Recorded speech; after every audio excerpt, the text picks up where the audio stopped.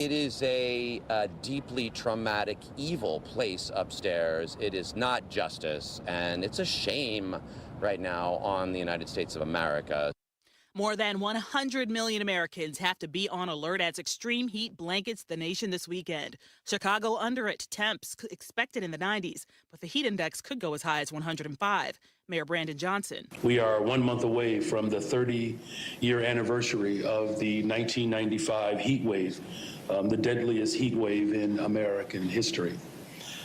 We lost more than 700 Chicagoans. Most of them were the elderly and the poor. This is ABC News.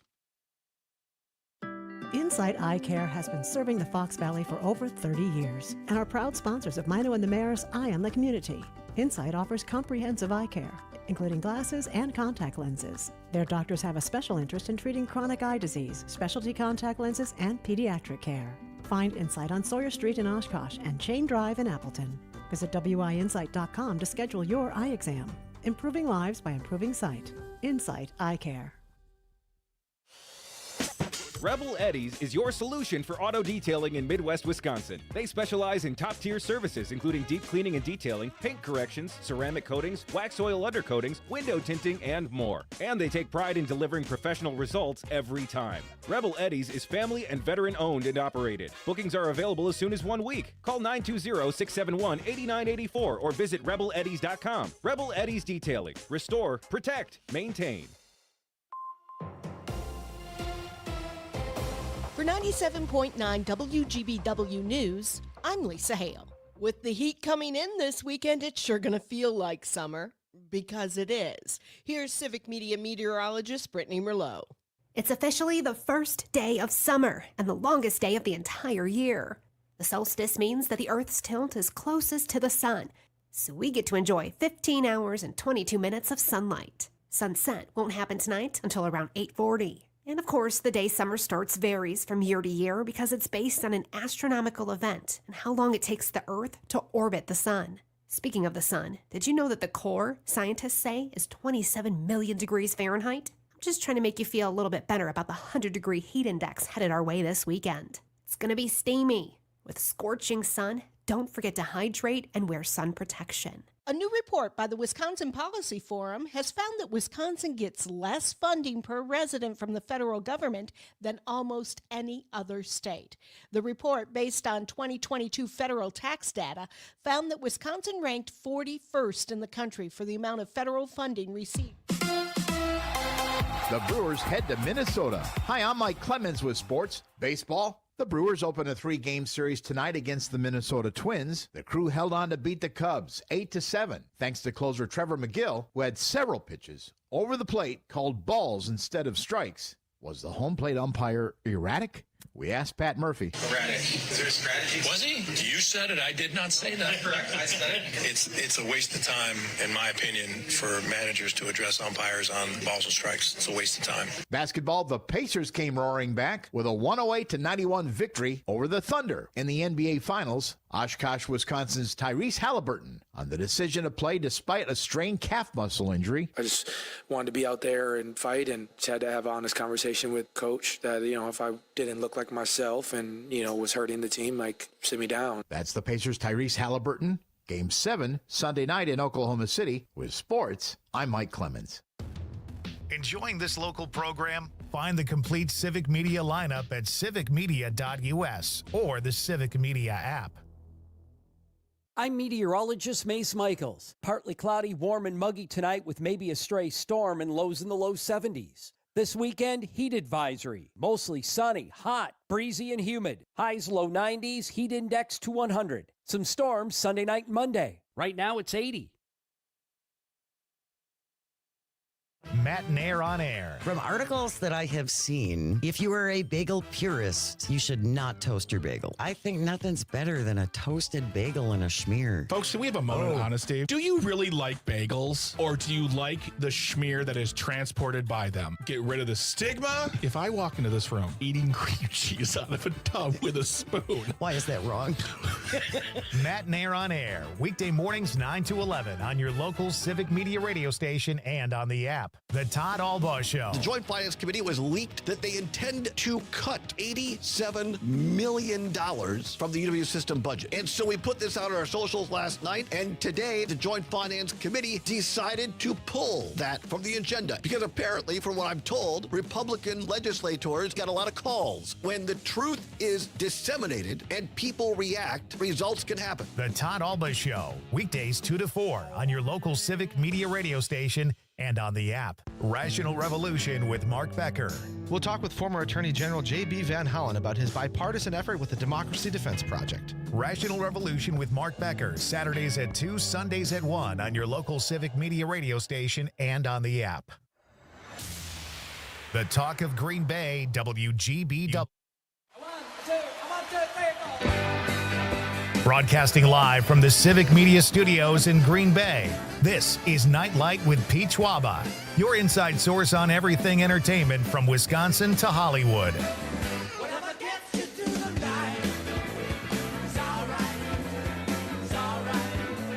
And now, a guy who does his own stunts, Pete Schwaba.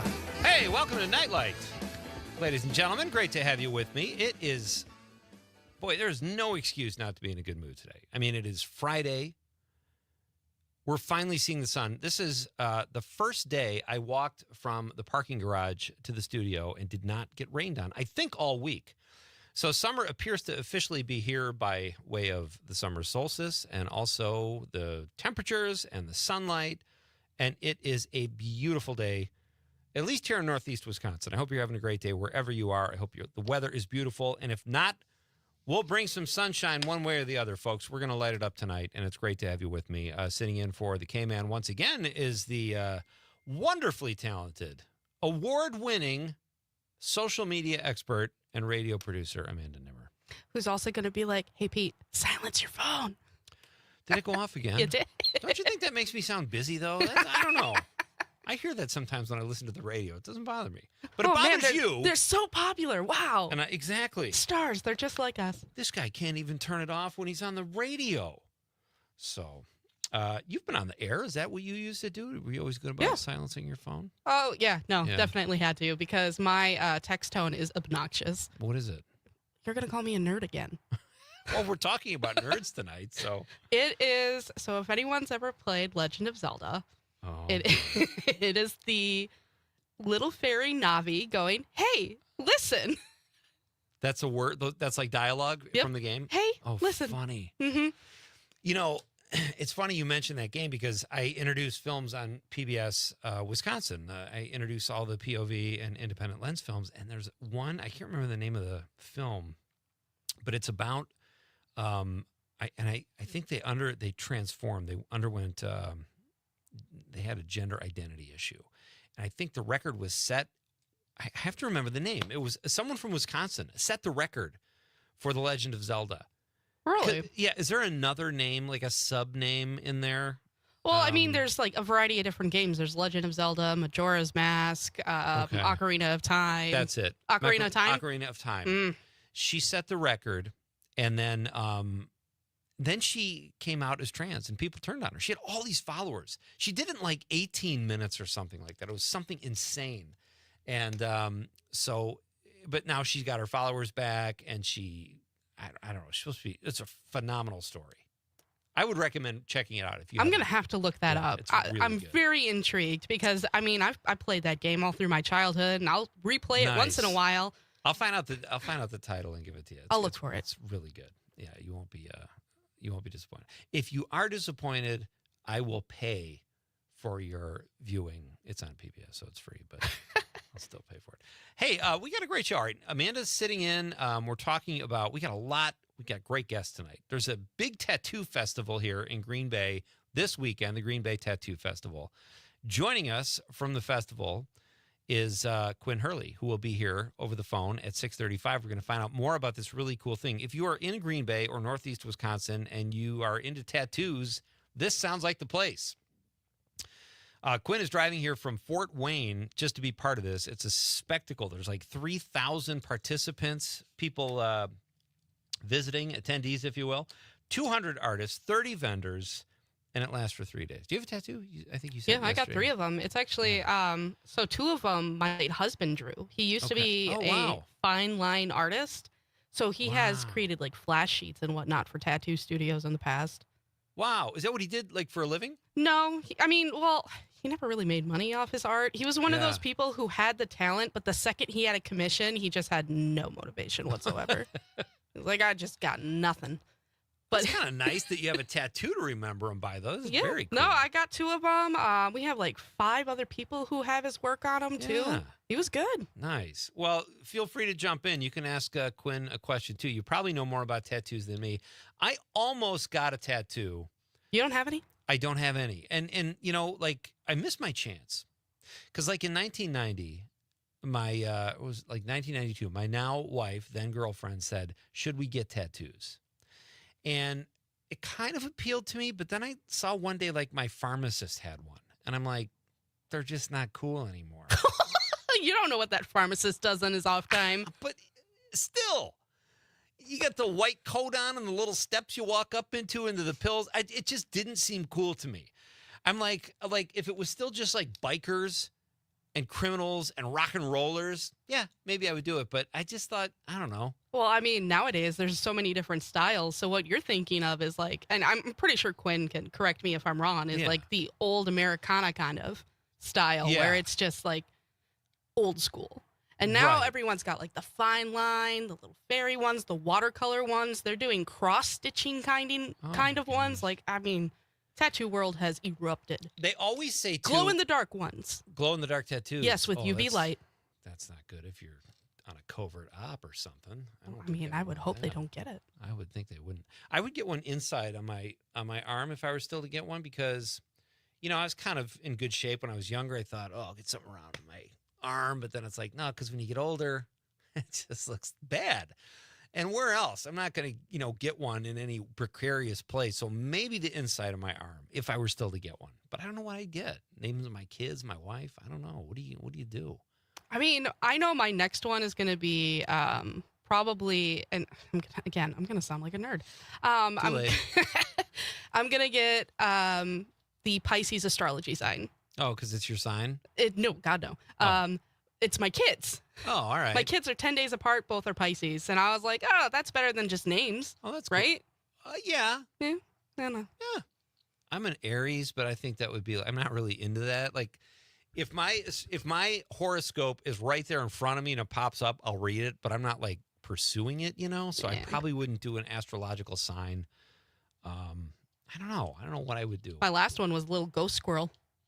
Yeah, just for funsies. That's very subtle, too. I like that. Just for funsies. Maybe we'll do that. Maybe that'll be our question on Monday. What tattoo would you get? Because I don't know. I don't know what I would do. Maybe Quinn will have some suggestions. Quinn will be here at 6:35. We're going to delve into tattoos. It's the Green Bay Tattoo Festival this weekend, the 20th today through the 22nd. That'll be fun. And then, this is exciting. At 7:05, I think it was Aaron Carreno at the company meeting this week, talked about Muskie Fest up in Hayward. So I thought, well, that's kind of cool. Muskies used to freak me out. I used to come up here to Wisconsin on vacation, and I remember thinking, or my relatives saying, oh, there's this big muskie in the Three Lakes area that was eating all the fish. And all these fishermen were trying to catch this big muskie. And the fish would have bite marks on them, and they thought it was this muskie, and I freaked out. I mean, I thought they get 4 to 6 feet long or something like that. So I was like, they've always kind of scared me a little bit. And they do bite, apparently, if they under the right circumstances. So we'll talk to our guest, Chris Ruckdaschel, will be here at 7:05. He's going to tell us all about Muskie Fest in Hayward. Isn't that the town where they have the big muskie on the outer limits of the town, I think? Well, it's one of our stations, actually, and it's called Muskie. Yeah, of course. Yeah. Yes. Yeah. Okay. So Chris will be here. And now we're going to talk about Muskie Fest. That'll be fun. But we're also going to talk about this cult classic of this movie called Bloody Hook that they show every year. It's an annual thing. It's a cult classic. It's from 1987. And the caption is, or the synopsis is, during a local fishing contest, people are being violently dragged into the lake and killed by a giant fish hook. Not even a giant fish. A giant fish hook. Is this Rubber 2.0? I've never heard of it. But I guess, I don't know if they shot it up there. We'll get some more information from Chris. This will be fun. I'm excited to talk to him about Muskie Fest and Bloody Hook. And then, ladies and gentlemen, this is very exciting. Back in the saddle, Terry Barr is finally done with her vacation. It was almost a month long. And I'm listen, she deserves a vacation, but a month? I mean, all I'm hearing is jealousy right now. I'm jealous. I want to be Terry Barr sometimes, so I'm a little jealous. I mean, very well deserved. You ever go through her social media and you're like, man, this girl has lived. Oh man, she's like, even on vacation, she's posting stuff. She just does not take a break. So she missed 3 Fridays, and it was awesome because Rocker filled in. He was phenomenal. It was great to talk to Rocker about music, and now Terry is back tonight. Our original Bar Band Friday night co-host, named after, of course, said co-host Terry Barr. So that's exciting. She's got 2 great bands we're going to talk about tonight. And I think it's time. We shouldn't put this off any longer. Today is McLovin's birthday. You've seen Superbad, right? Oh, definitely. I mean, one of the all-time, one of the greatest characters in teen comedy history / nerd is McLovin. So that inspired our question of the night. Oh, yeah. I forgot. I am not Conrad. No worries. We don't even have to do it. I don't want to make your life difficult, Amanda. Let's talk about the question. Okay, question. Question. Question. Pregunta. Question. Question. Hey, I have a question. Questions? This question. Domanda. Question. Questions. Okay, in honor of McLovin's birthday, who is your favorite nerd? Could be from TV, films. If you know someone in your real life that's a nerd, tell us why. That's fine, too. There are no right or wrong answers, folks. There are only your answers. Text them in, and I will read them on the radio. 855-752-4842, 855-75-CIVIC. Phone lines, text lines are open. You can also text us on the app. Very easy to use. If you don't have it, shame on you. It's outstanding. And it's a great way to listen to Nightlight and all your favorite Civic Media shows. And you can also text in on the stream and leave a comment on YouTube, Facebook, or Twitter, Twix. And if you're there, if you're on any of these outlets, give us a like or a follow while you're there. It's always fun to get likes and follows. What's more important, a like or a follow? Depends what your goal is. More often than not, you want the follow because you're more than likely to get the content out there. Yeah, right. That makes but sense. the likes help push to get more followers. Okay. So we need a little bump, I think, in both. It's a little hand-in-hand action. This is your area. This is your wheelhouse. And I know you've encouraged us to ask for likes or follows. I'm not that guy. I have trouble doing that. I've gotten better at it because no one else is going to do it. So I want people to listen to the show. So that's great. If you're wondering where, by the way, you can go on Facebook. Yeah. Nightlight with Pete Schwaba. With Pete Schwaba. Mm-hmm. Exactly. That's where the main stuff is. Our question is on there typically every day. Did we get good responses today for the question? I didn't even check. I saw a few. I saw a few of them popped up. Today is the summer solstice, which is exciting. But, it's exciting, but it's kind of like Christmas Day. The lead up to it is more fun when it's starting to get light out longer. Now that it's here, I don't mean to be a Debbie Downer, but it's like all downhill till December 21st, till the winter solstice. It's all these damn solstices. So we get extra daylight tonight. That's fun. I have to ask you if you can tell me in a minute. Okay.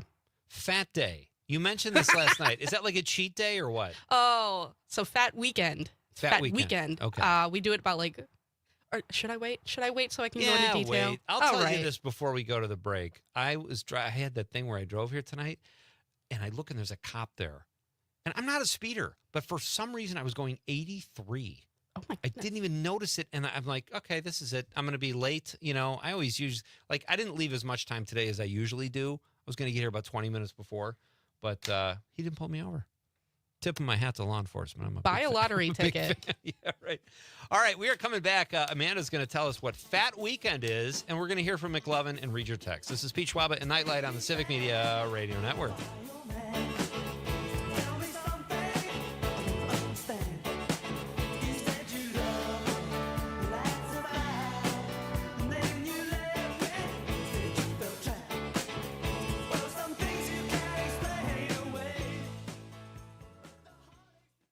Hobart to Bay Settlement, 97.9 WGBW.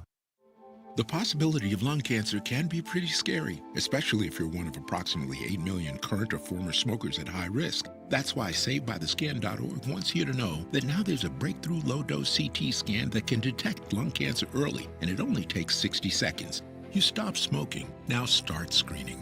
For an easy quiz to see if you're eligible, visit SaveByTheScan.org. It could save your life. SaveByTheScan.org is brought to you by the American Lung Association's Lung Force Initiative and the Ad Council. The Maggie Dawn Show. Mark Sommerhauser, the communications director for the Wisconsin Policy Forum, analyzing the impacts of the big brutal bill. That number that you mentioned of nearly $15,000 per person, literally about a quarter of the state's economy. Basically a quarter of the state's economy coming from the federal government. I'm not hearing from Republicans in the state in their biennial budget planning any sort of contingency plan for major disruption in federal funding coming into the state. The award-winning Maggie Dawn Show at its new time, weekdays 4 till 6 p.m. The Todd Albaugh Show. The Joint Finance Committee was leaked that they intend to cut $87 million from the UW system budget. And so we put this out on our socials last night, and today the Joint Finance Committee decided to pull that from the agenda. Because apparently, from what I'm told, Republican legislators got a lot of calls. When the truth is disseminated and people react, results can happen. The Todd Albaugh Show, weekdays 2 to 4 on your local Civic Media radio station and on the app. Teachers are diverse, skilled leaders, innovating to prepare students for our fast-changing world. Teaching shapes lives. Are you ready? Explore teaching at teach.org, supported by the U.S. Department of Education and 1 million teachers of color. You are never far away from your favorite radio station. We're always streaming on TuneIn and the Civic Media app. And if you missed your favorite show or game, listen to a podcast of it anytime on the app or our website, civicmedia.us. Your local Civic Media radio station is your source for real news and great conversation, plus fun and exciting contests. For a complete list of contest rules, log on wgbw.fm/contest-terms. As Wisconsin as a game of cribbage with good friends, this is the Civic Media Radio Network.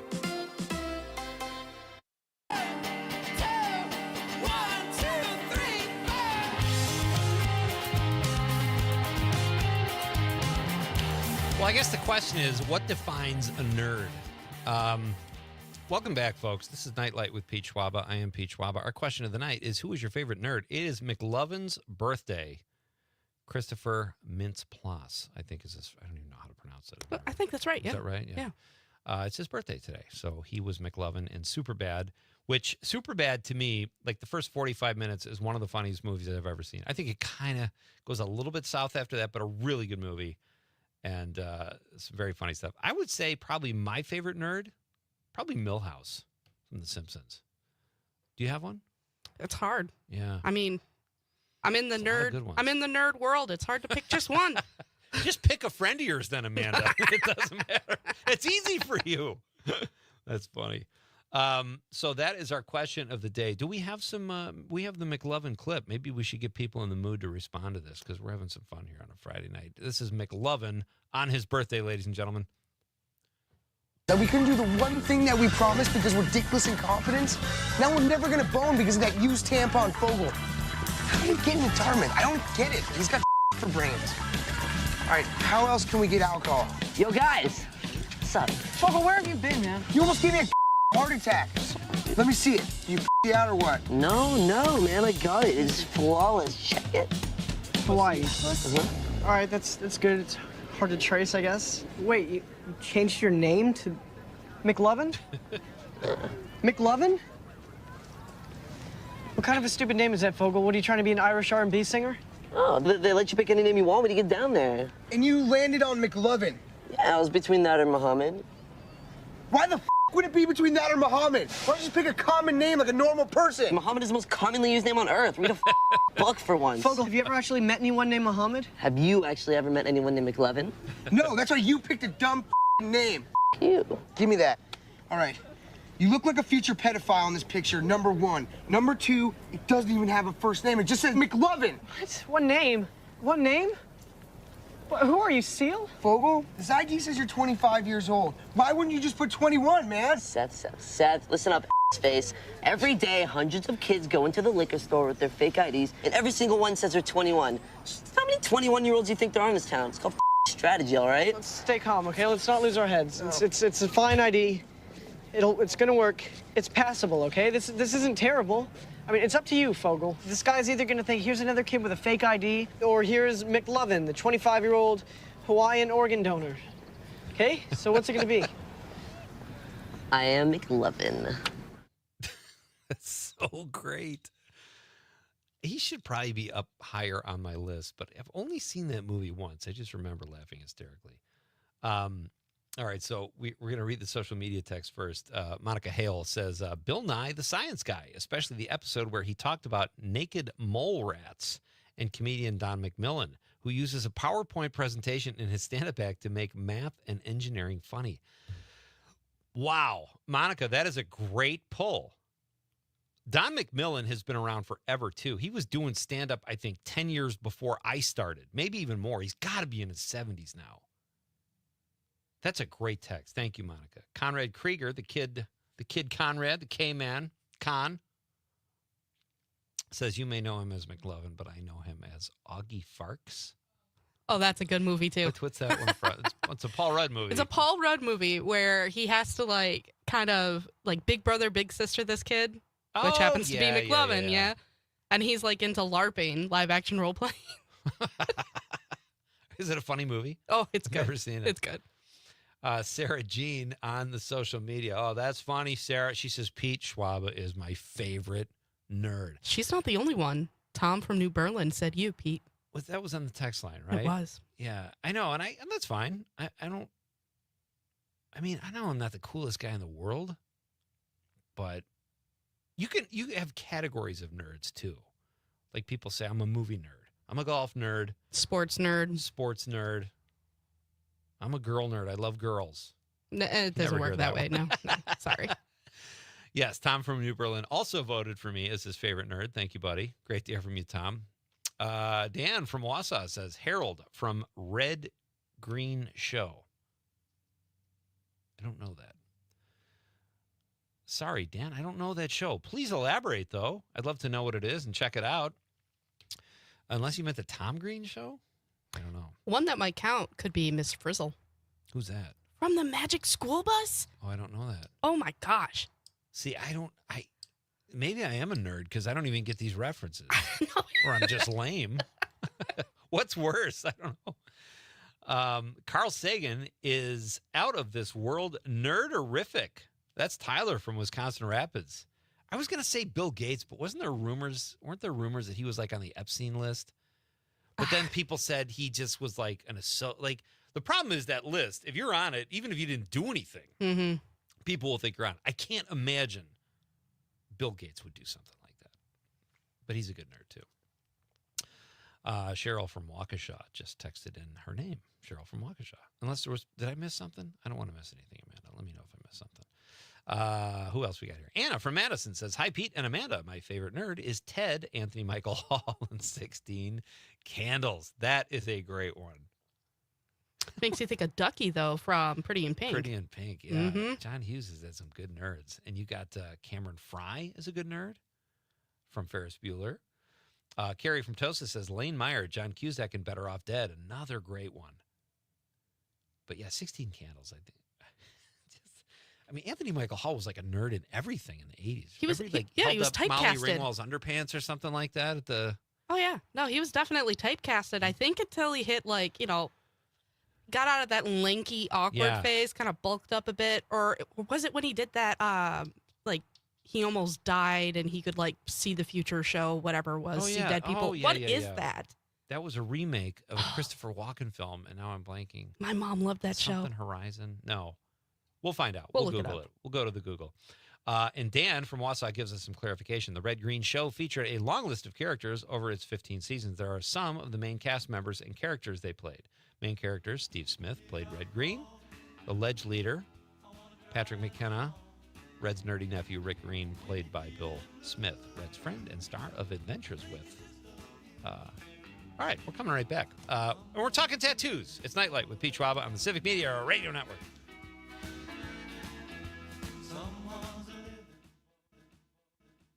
You're listening to the Talk of Green Bay, WGBW, home of Mino and the Mayor. This is your local civic media radio station. Want to hear even more? Anytime? Find all of it at civicmedia.us. For 97.9 WGBW News, I'm Lisa Hale. The verdict is in a case where a family sued Ascension St. Elizabeth Hospital in Appleton in a civil wrongful death lawsuit. The trial started June 2nd. Closing arguments were given Thursday afternoon, and the verdict, siding with the hospital, came in just a few hours later. Grace Shara, who had Down syndrome, was hospitalized in 2021 with COVID-19. She died in the hospital. The family has maintained her rights were violated when they listed Grace as do not resuscitate without the family's okay. Governor Tony Evers urges Republican lawmakers to approve investments in broadband. Joanne Krulets has more. The Democratic governor requested $400 million in his executive budget for the Broadband Expansion Grant program to provide or improve broadband internet in underserved areas. The governor's request comes as the Trump administration has made sweeping changes to the federal Broadband Equity Access and Deployment Program. Evers' office says that will further delay bringing affordable, high-speed internet to more Wisconsin homes and businesses. The Public Service Commission of Wisconsin estimates that 39% of Wisconsinites lack access to affordable internet. The Wisconsin State Patrol is advising Fond du Lac County residents that it will conduct aerial enforcement on Interstate 41 Sunday. During aerial enforcement, law enforcement authorities will monitor the chosen highways from the air and report traffic violations like speeding or aggressive driving to patrol cars on the ground. Wisconsin State Patrol officials say they announce aerial enforcement activities ahead of time, so residents are more likely to voluntarily comply with traffic laws. I'm Lisa Hale, 97.9 WGBW News. On your entertainment beat, I'm Pete Schwaba. No superhero movie will go into production without a finished script. It sounds like a no-brainer, but it had to be said. That is a declaration in the DC universe by CEO James Gunn. Gunn says the movie industry is dying due to this very practice. Gunn, who's also made movies at Marvel Cinemas, says they are guilty of it too. The Guardians of the Galaxy trilogy director-producer says it's not that people don't want to see movies, it's just that studios make unfinished scripts. Everything starts with the script. Well, NBC tried to make a case for a Night Court reboot, and it was an okay idea for 3 seasons, but will not see a 4th. The original Night Court ran for 9 seasons in the 80s and starred Harry Anderson. Melissa Rauch took over behind the bench for the new iteration and said recently producers shopped the reboot to other networks after NBC canceled it in May. According to Variety, the show premiered in 2023 to excellent ratings and was almost immediately renewed, but the ratings dropped off fast and hard. Tough biz. For more showbiz fun, tune in to Nightlight with me, Pete Schwaba, weeknights from 6 to 8 p.m. on the Civic Media Radio Network. Local radio for you and your community. It's Civic Media's mission with stations across Wisconsin. Find your favorites at civicmedia.us. I'm meteorologist Mace Michaels. Partly cloudy, warm and muggy tonight with maybe a stray storm and lows in the low 70s. This weekend, heat advisory. Mostly sunny, hot, breezy and humid. Highs low 90s, heat index to 100. Some storms Sunday night and Monday. It's 82 right now. For 75 years, the Muscular Dystrophy Association's voices have thundered through the halls of Congress. For 75 years, we've willed the impossible into existence. For 75 years, the MDA community has pushed the science, shifted the narrative, and established the field of neuromuscular medicine. And until that day, when this is all a thing of the past, you couldn't stop us if you tried. Join us and celebrate 75 years of breakthroughs at MDA75.org. The Todd Albaugh Show. The Joint Finance Committee was leaked that they intend to cut $87 million from the UW system budget. And so we put this out on our socials last night, and today the Joint Finance Committee decided to pull that from the agenda. Because apparently, from what I'm told, Republican legislators got a lot of calls. When the truth is disseminated and people react, results can happen. The Todd Albaugh Show, weekdays 2 to 4 on your local Civic Media radio station and on the app. Maggie Dawn. LGBTQ rights are under attack. At 4:30, Patrick Faribault from Our Lives magazine joins to discuss what's at stake and how we celebrate Pride right here in Wisconsin. Don't miss the Maggie Dawn Show. The Maggie Dawn Show, weekdays 4 till 6. 6. I remember going up there, just to look. And I sort of walked in, all these stunt guys with pulleys. Everyone was like sat on the floor. I thought it was a bed. You guys braced. got these It was labeled completely poorly. silent. Everyone was really concentrating. And then I kind of crept towards the edge. And I looked at, and Tom was just hanging there with this massive what about eating that grin on his bumper face. music? It's right next to Like having the most it. We're going to fun. just Everybody fade was out. I'm throwing Conrad under the bus for that one. Hey, welcome back to Night Light. I am Pete Schwaba. We're having fun here on a Friday night. Conrad is off tonight. Well, he was on today. He worked with the guys in the morning, Mino and the mayor, and he had to catch up on sleep because they worked him to the bone. So Amanda Nimmer is filling in. And we're all doing this because Todd Michaels is on vacation, a well-deserved vacation for our fearless leader here in Northeast Wisconsin. I'm going to Madison Monday and Tuesday and doing my show from there, working with our fine producers in Madison, which is always fun too. And hope Todd is enjoying his vacation. And at the very least, we get to work together, Amanda. That's kind of fun. Yeah, it's nice being able to. Do you like working with me? I do. It's a nice change of pace because there's so many people in the morning, and there's so less people today. But let me ask you this: Do you go? Well, working with Pete will be a nice change of pace, or do you go? I want to work with Pete. He's a talented guy. Oh, you took way too. You know what? We're going to move on. I've had enough of your nonsense. All right. We're going to keep moving this show along, folks. Our question of the night is, who's your favorite nerd? It is McLovin's birthday, and we're sort of celebrating that with our question of the night. We've got some good responses so far. And Dan from Wausau said, Tom Green is great, but not a nerd, just insane. Okay. He's an insane nerd. He's definitely on the special spectrum. He's fun. You want to know who another good one is? Who? Al Yankovic. Oh, yeah, Weird Al. Mm-hmm. Get yourself an egg and beat it.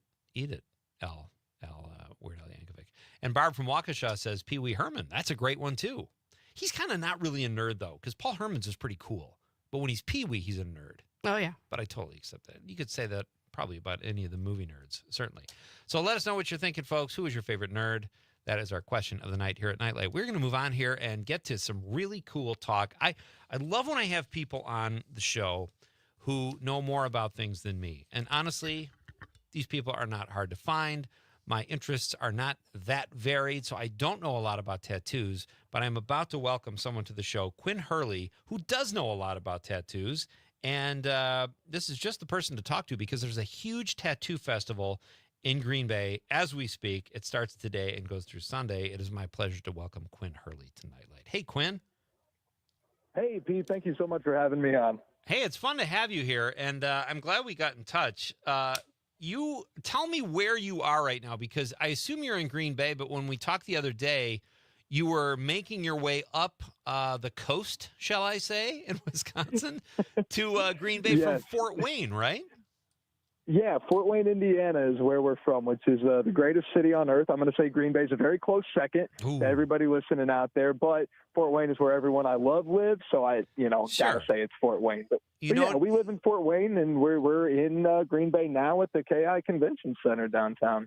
You are literally 300 feet from us, so I'm excited for you. That's a great space, and I'm sure the convention is. I know the basics, Quinn. Like 3,000 attendees is what they're expecting, like 200 artists, 30 or 40 vendors. What else can you tell us about this this really cool event? Yeah, so, we do. We have a bunch of artists and vendors, and, it's making tattoos. That's what we're here to do. There's not a sideshow here. A lot of other tattoo festivals might have some stuff like that, but we're here to celebrate tattooing, the culture, the art of it, and to just make great tattoos on the people of Green Bay and the surrounding areas. We got a lot of local artists that are here that are incredible, good friends of ours, and then a bunch of people that traveled in from all corners of the country to be here in Green Bay this weekend. Wow. Is this like a destination? Are there a lot of these tattoo festivals throughout the year in different cities, or is this one of the bigger ones? Where does the Green Bay one rank? So, yeah, we do 13 of these all across the country. And we're in cities, the size of Green Bay and the size of Fort Wayne, Indiana, all the way up to like Dallas, Texas, Las Vegas, Nevada, so we're kind of all over in all those different populations. So Green Bay is, one of the smaller populations. However, the people of Green Bay show out for things, and that's where we like to be. That's where we like to be, the places where people are passionate about, the culture that they're around. And Green Bay was the perfect fit for it. We've done other festivals in Wisconsin, both in Madison and Milwaukee, and those were great because people in Wisconsin love tattoos and they're about it. And so we like to go where those people are. And so even though it might be a smaller city, so to speak, I know all the artists in there are really happy right now because they are cranking out a bunch of tattoos. Wow. So that's really what it is. People go there to get tattoos, not just discuss tattoos or be immersed in the culture, or maybe that's part of it too, but they're actually applying tattoos.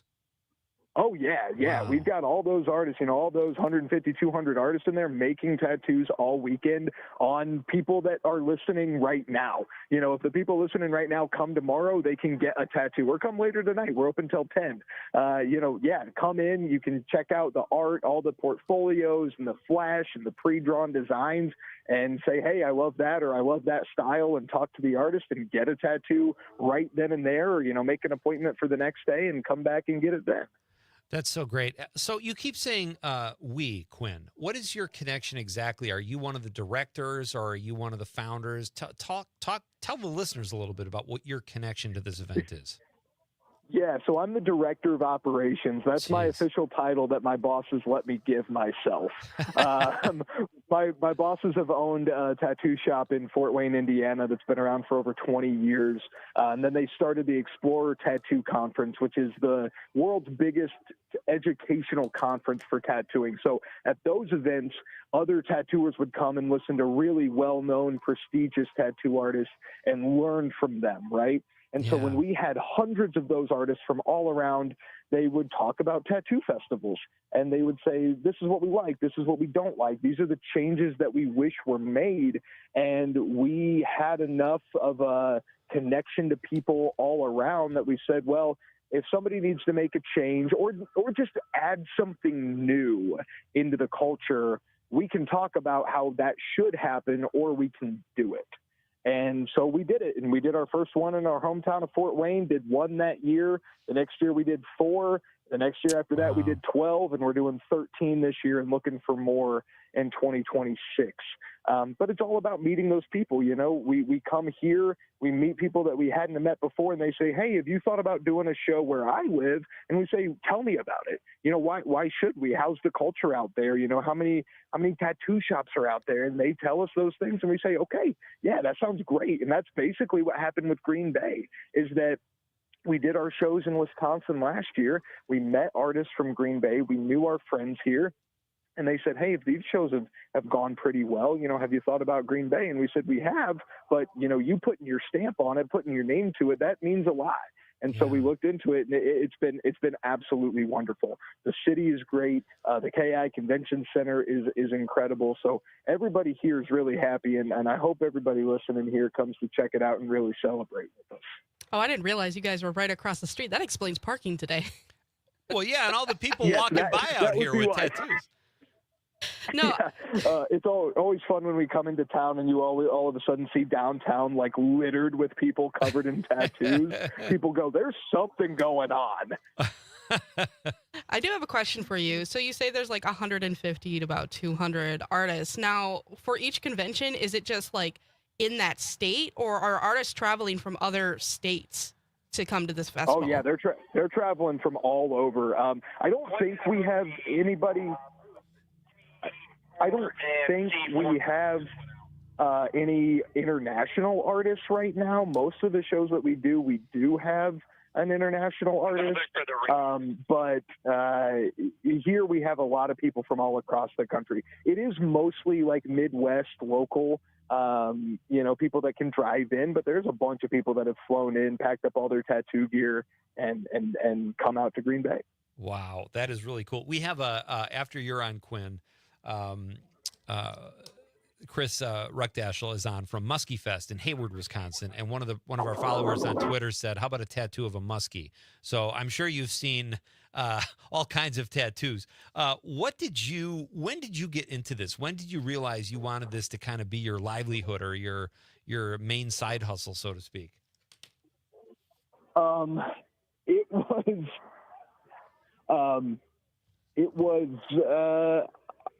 I started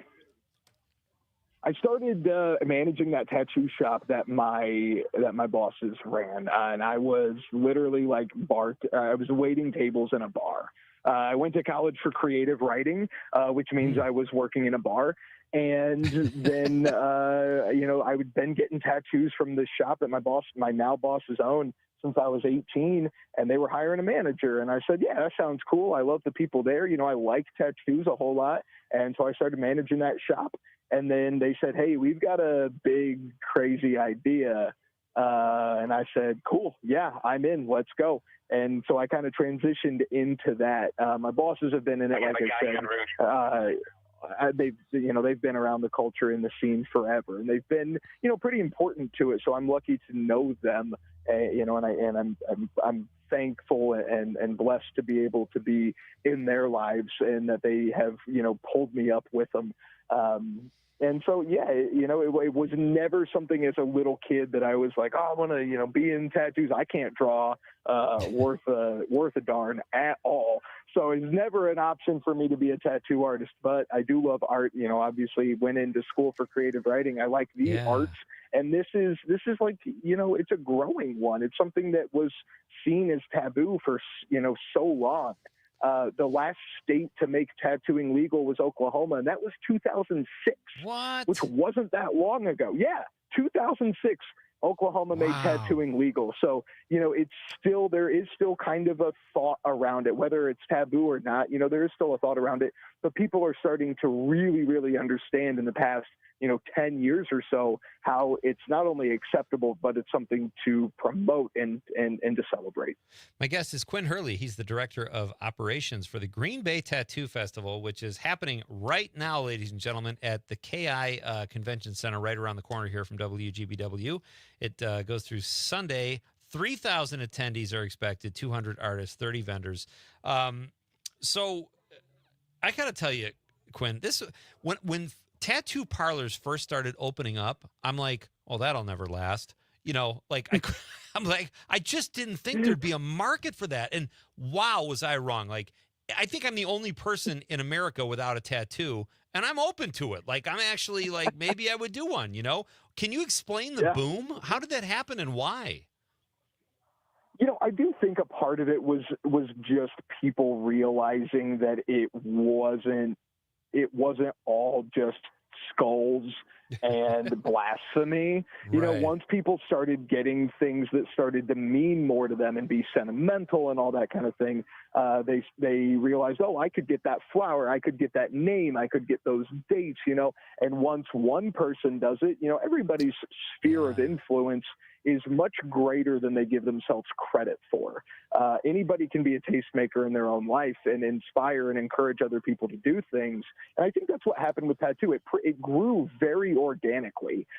Obviously, with the tattoo shows that happened, like Ink Masters, that really set it off, because now you're watching it on TV. And now it's cool, and it's not just for rock stars. It's, you're seeing the people that are getting tattooed, and they're like, oh, that looks like I do. And they're getting this big tattoo. And so that really made it, a lot more marketable, and made it so everybody kind of felt more comfortable in, getting what they want to get. That's so great. My guest is Quinn Hurley. We'll have a couple minutes left with Quinn right after this very short break. We're talking tattoos. He's right around the corner at the Green Bay Tattoo Festival. Folks, our question of the night is, who is your favorite nerd? It is McLovin's birthday. And on the stream, Daniel says, favorite nerd, George McFly from Back to the Future. I'm your density. I mean, your destiny. Great one, Daniel. Lil Irv says, McLovin, obviously. Okay, that's fair. He says the kid in Road Trip. Napoleon Dynamite. That's another great one. And his brother Kip are outstanding. And then Lil Irv says DJ Qualls from Road Trip. Okay, I agree with DJ. You agree with DJ? Oh, that's a good one. He's kind of one I kind of forgot about. Hey, Quinn, do you have a favorite nerd? I do. I was listening to it as you were talking about it. My favorite nerd is Milo Aukerman. He's the lead singer of The Descendants, the hardcore punk band from the 70s. And he was in a punk band, and it was really cool. And then he went to college in like the 90s and got his doctorate in like biochemistry or something wild like that. And started teaching at a college. So, yeah, I like Milo quite a bit. We are coming right back with Quinn. A little more tattoo Tattoo Talk is Nightlight with Peach Schwaba. WGBW.FM, click on Remembering Vietnam. Brought to you by The Dispensary. Online at thed8dispensary.com. Feeling better is about feeling all kinds of things. You want to feel healthy, sure, but you also want to feel heard and understood, valued, even, well, loved. That's what we want too. We're Amplify Health, and we think the best way to care for someone is to care about them. That's why all our treatments include a little empathy. Welcome to healthcare that's all about caring. Welcome to Amplify Health by Bellin. A little empathy changes everything. Rebel Eddies is your solution for auto detailing in Midwest Wisconsin. They specialize in top-tier services, including deep cleaning and detailing, paint corrections, ceramic coatings, wax oil undercoatings, window tinting, and more. And they take pride in delivering professional results every time. Rebel Eddies is family and veteran-owned and operated. Bookings are available as soon as 1 week. Call 920-671-8984 or visit rebeleddies.com. Rebel Eddies Detailing. Restore, protect, maintain. I'm Dan Schaefer. Let's recombobulate. For the last few months, Governor Tony Evers has said repeatedly that he would make a decision about whether or not to run for a third term after the state budget process is completed. In a recent opinion column at the recombobulation area, I made the argument that the decision that Evers should make should be to not seek a third term as Wisconsin's governor. This argument is not one of ideological differences or policy disagreements. Tony Evers has been a good governor and has served the state well. This more has to do with Evers' age. He'll be 75 years old in November 2026, and about how the Democratic Party has had a massive, inescapable problem in its unwillingness to pass the torch to the next generation. Tony Evers needs to do what so many other Democrats have struggled so mightily to do and step aside when the time is right. And after Joe Biden's catastrophic 2024, this is a conversation we need to be having, and we need to be having it now. Democrats can't keep repeating the same mistakes over and over. It's time to do things differently. Find all of Dan's work at the recombobulation area. Local news, weather, and sports on air and streaming on the Civic Media app. This is the Civic Media Radio Network.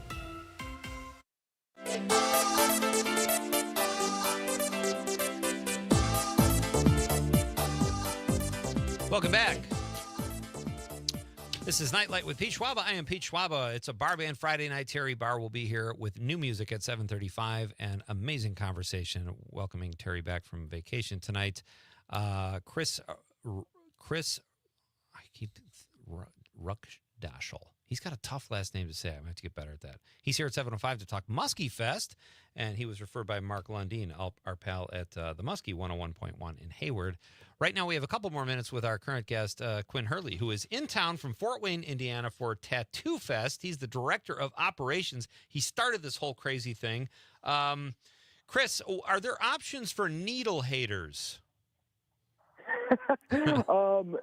There might be somebody in there with temporary tattoos that somebody could put on themselves. Okay. But more so than that, we have a lot of great vendors in there. People selling oddities. Every tattoo artist in there's got art and prints that people can buy. So, there's definitely, if you're not wanting to get a tattoo, but you still love the art and you still love the culture, you can come in, you can support, you can check out their shirts and their merch and, the vendors that are selling oddities and all that stuff. So there definitely is something for everyone. That's excellent. And you just said something interesting, like if people already have tattoos or don't want more, or maybe they just want to hang out because it sounds like a fun group of people, like it goes till 10 p.m. Are there after parties or anything? What do you guys do after hours? No, not tonight. Tomorrow, actually, our friends at Katana Tattoo, which is just across the river here, they're having an art night, and that's going on tomorrow, I believe, 5 to 11 p.m. So a lot of us are going to go over there tomorrow night and support them. They have art that they've done, the artists there, as well as a bunch of other tattoo artists and other mixed media artists have sent in to celebrate their 15th anniversary. I think it's their 15th anniversary. So that's what we're doing tomorrow night.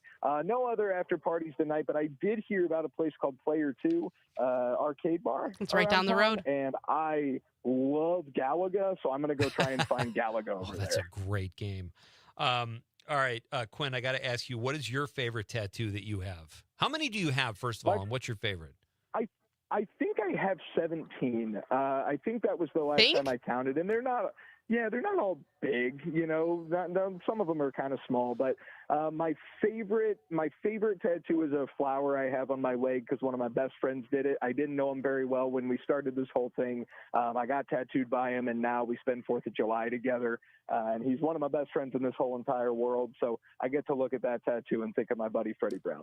That's fantastic. And last thing for you, what is the atmosphere like there? Like, is it competitive? I know you have a competition. I don't even know how you'd begin to judge that because it seems like it would be really subjective. But what is the atmosphere like? Is there competition between tattoo artists, or is there like a camaraderie? It is a camaraderie. I think there's a healthy competition. Okay. We do have those competitions both for fresh tattoos and then healed ones as well. And obviously everybody wants to win a trophy. They want their tattoo to be put up on the pedestal. But, it's never, oh, you did it. Nah, I'm mad at you. It's very much like wow, that was a great tattoo. Yeah, that's great. I need to up my game a little more. So it's very much camaraderie around here. Nobody's, fighting or chomping at the bits at each other. Everybody's here to build each other up, learn, and grow.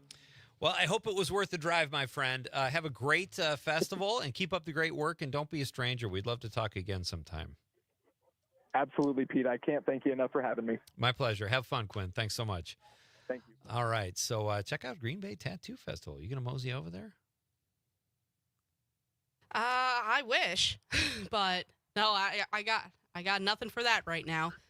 One thing I do know is I'm curious, like, how many tattoos do they get done in a day? Because some tattoos can take up to like 15 hours a sitting to do.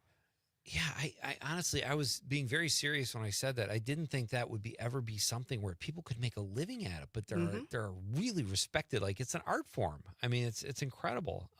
You didn't tell us about Fat Weekend. Fat Weekend. What is that? Okay, so Fat Weekend, we do it once, maybe twice a year, depending on how bad the year is. Looking like twice this year. All right. And basically, it's an entire weekend where you just don't give a flying F of what you eat. You can just indulge. If you want to eat dips and chips all day, go for it. It is your Fat Weekend. No repercussions. Unless you have like tummy my issues. every weekend, basically. So is it like a therapeutic kind of a guilty pleasure? Yeah, basically. Eating thing? I mean, everywhere you go, everyone's talking about, oh, you got to eat like this, you got to eat like that, and some people have weight issues. I clearly have a weight issue. So you try so hard to eat healthy, and then it can get exhausting, and sometimes you just need a break. And you're like, screw it, Fat Weekend. I'm doing it. I don't care. Guilt-free. Doing it. For me personally right now, I have to change my diet because of medical reasons. So for me, it's a big goodbye to some of my favorite foods, like popcorn. It's so funny you're saying that, because I used to call it my farewell to bad eating. Like, I'm gonna really go nuts this weekend, and then then it extends another week. But here's what sucks about getting older is, even if you eat healthy, that doesn't really matter. You still have to count your calories, which they don't tell you when you're young. It's a big shell game. It sucks. Oh my God, no. They change things every year. It's like, oh, this is healthy fat. This is great for you. Yeah. Next year, I can't believe you've been eating this. You are making yourself sick. What? Exactly. It's impossible to keep up. Be a vegan. No, be a vegetarian. No, now eat keto. Now eat protein. It's like, never be a vegan. Like, don't give up cheese. I'm not a big cheese dude. I eat it sometimes, but the whole idea of it, I find a little gross. You're in the wrong state, my friend. Well, listen, I say that, but I do eat cheese, and I have a soft spot. Like, I love blue cheese on a salad with like balsamic or a occasional cheeseburger. I'm not going to sit here and toot my horn. I will say, I thought this was funny. Today, I saw an old friend, and I went in. I'm kind of a hugger, and I went in for a hug. And I wasn't really tight with him, but I was happy to see him. And mid-hug, as I'm going in, I realize he is not a hugger. And his whole body stiffened up. Like, I think he thought I was going to, ask him out or something. I'm like, dude, I'm just giving you a hug. I haven't seen you in forever. You ever done that? It's a very horrible feeling. No, because I will never initiate a hug. I apologize? Unless it's someone I'm very intimate with. Oh you don't like to shake hands. I don't like to give hugs. All right, we're coming right back. We're going to talk Muskie Fest after intermission. Is Peach Schwaba Nightlight. This is 97.9 WGBW Denmark, Green Bay's real news and great conversation, a civic media radio station. ABC News, I'm Dave Packer. Columbia University student Mahmoud Khalil, arrested by ICE and held in a Louisiana detention center, ordered released. A federal judge said that the government had failed to provide that this is a violent person, somebody who would attempt to flee again if he were to be arrested again, but he is far from out of the woods. Both the immigration court battle and the federal court battle are going to be playing out in separate courts. ABC News immigration reporter Armanda Garcia. 2 weeks' notice. That's what President Trump says he's giving Iran as he considers whether to strike the nation's nuclear capabilities, but he hasn't indicated whether he will strike after the 2 weeks is up. A man charged with trying to kidnap the mayor of Memphis. Police say the 25-year-old Trenton Abston went to Mayor Paul Young's front door. He was later arrested with a taser, gloves, rope, and duct tape in his vehicle. Record travel expected this 4th of July holiday. AAA says nearly 62 million people will travel by car. This is ABC News. Your news, conversations, and a whole lot of fun. It's all on your local Civic Media radio station or the Civic Media app.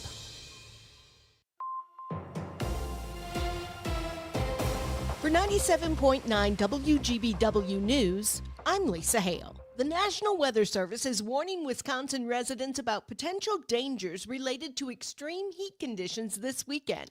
Weather officials expect the heat index temperature to reach over 100 degrees with oppressive humidity. Residents should be on the lookout for signs of heat-related illnesses like dizziness, headaches, fatigue, and muscle cramps. Civic Media meteorologist Brittany Merlot. If you start to feel dizzy, confused, or suddenly stop sweating, it's time to get inside and find some AC. Or find a fan, get in a shaded area, cool down. Because if you continue, heat stroke is possible. You could see stars, black out, or throw up. Nearly 700 Wisconsinites have visited emergency rooms for heat-related illnesses last year. This weekend, drink plenty of water, stay cool, and limit outdoor time for your pets. While anyone can get heat stroke, there are some populations that are more susceptible to heat-related illnesses. They are pregnant women, newborns and young children, older adults, and anyone with a chronic illness. Keep an eye on your friends and relatives in those vulnerable categories, especially if they don't have air conditioning. With the extreme heat and the forecast across the state over the weekend, the Wisconsin Department of Transportation is warning residents to be on the lookout for pavement buckling. When weather conditions go from cool to extremely hot quickly, the slabs of pavement in the road could begin to expand and push against each other. If the pressure gets high enough, the pavement can buckle and create an unexpected bump or dip in the road. Residents should remember to buckle up, keep their eyes on the road, and watch for slowing traffic and roadside workers. I'm Lisa Hale, 97.9 WGBW News. For news anytime, log on to WGBW.FM. The Brewers face the Twins. Hi, I'm Mike Clemens with sports. Baseball tonight, the Brewers and the Twins at Target Field. The Miz, Jacob Mizorowski, on the mound for Milwaukee against the Twins' Joe Ryan. The Brewers with a win over the first-place Cubs yesterday, 8-7. The wind blowing out at Wrigley. Home runs by Rhys Hoskins, Caleb Durbin, Isaac Collins. Pat Murphy was pleased. Our guys, they got out to a good lead. Swing the bat's great today with authority, a lot of hard contacts, and great opportunity for our young guys to then face the great Cubs team. Boys high school baseball, Muskego with a 5-4 victory over Badger to win the Division I title in the WIAA state tournament at Fox City Stadium. New Berlin Eisenhower 5-4 over Seymour in Division II. Kenosha St. Joe's got past Kewanee 3-2 in Division III. And Division IV won by Johnson Creek with a 5-0 shutout over Pinelli. NBA Finals, Game 7 in Oklahoma City coming up Sunday night. The Pacers dominated the Thunder last night, 108-91. With sports, I'm Mike Clemens. You can always continue the conversation on social media. Share your thoughts when you find and follow Civic Media on Facebook, X, and Instagram. I'm meteorologist Mace Michaels. Partly cloudy, warm, and muggy tonight with maybe a stray storm and lows in the low 70s. This weekend, heat advisory. Mostly sunny, hot, breezy, and humid. Highs low 90s, heat index to 100. Some storms Sunday night and Monday. It's 82 right now. John Mino and Jim Schmidt. On Monday's show, we'll talk with Brittany Merlot about this crazy midsummer weather and some racing talk straight from the pits. Mino and the Mayor, join us. Mino and the Mayor. Show him the picture he showed me today in the striped little short shorts. No, it was the They belly. would be banned I now. know. No, John. Too much skin. Hubba, hubba, hubba. Man, dig that crazy chick. Oh, wear short shorts. We wear short shorts. Oh, that's funny. Wow. Mino and the Mayor, weekday mornings 6 till 9. In sitcoms, when someone has a problem, they just blurt it out and move on. Well, I lost my job and my parakeet is missing. How was your day? But the real world is different. Managing life's challenges can be overwhelming. So, what do? We get support. The Huntsman Mental Health Institute and the Ad Council have mental health resources available for you at loveyourmindtoday.org. That's loveyourmindtoday.org. See how much further you can go when you take care of your mental health. 97.9 WGBW and WGBW.FM. Broadcasting live from the Civic Media Studios in Green Bay, this is Night Light with Pete Schwaba, your inside source on everything entertainment from Wisconsin to Hollywood.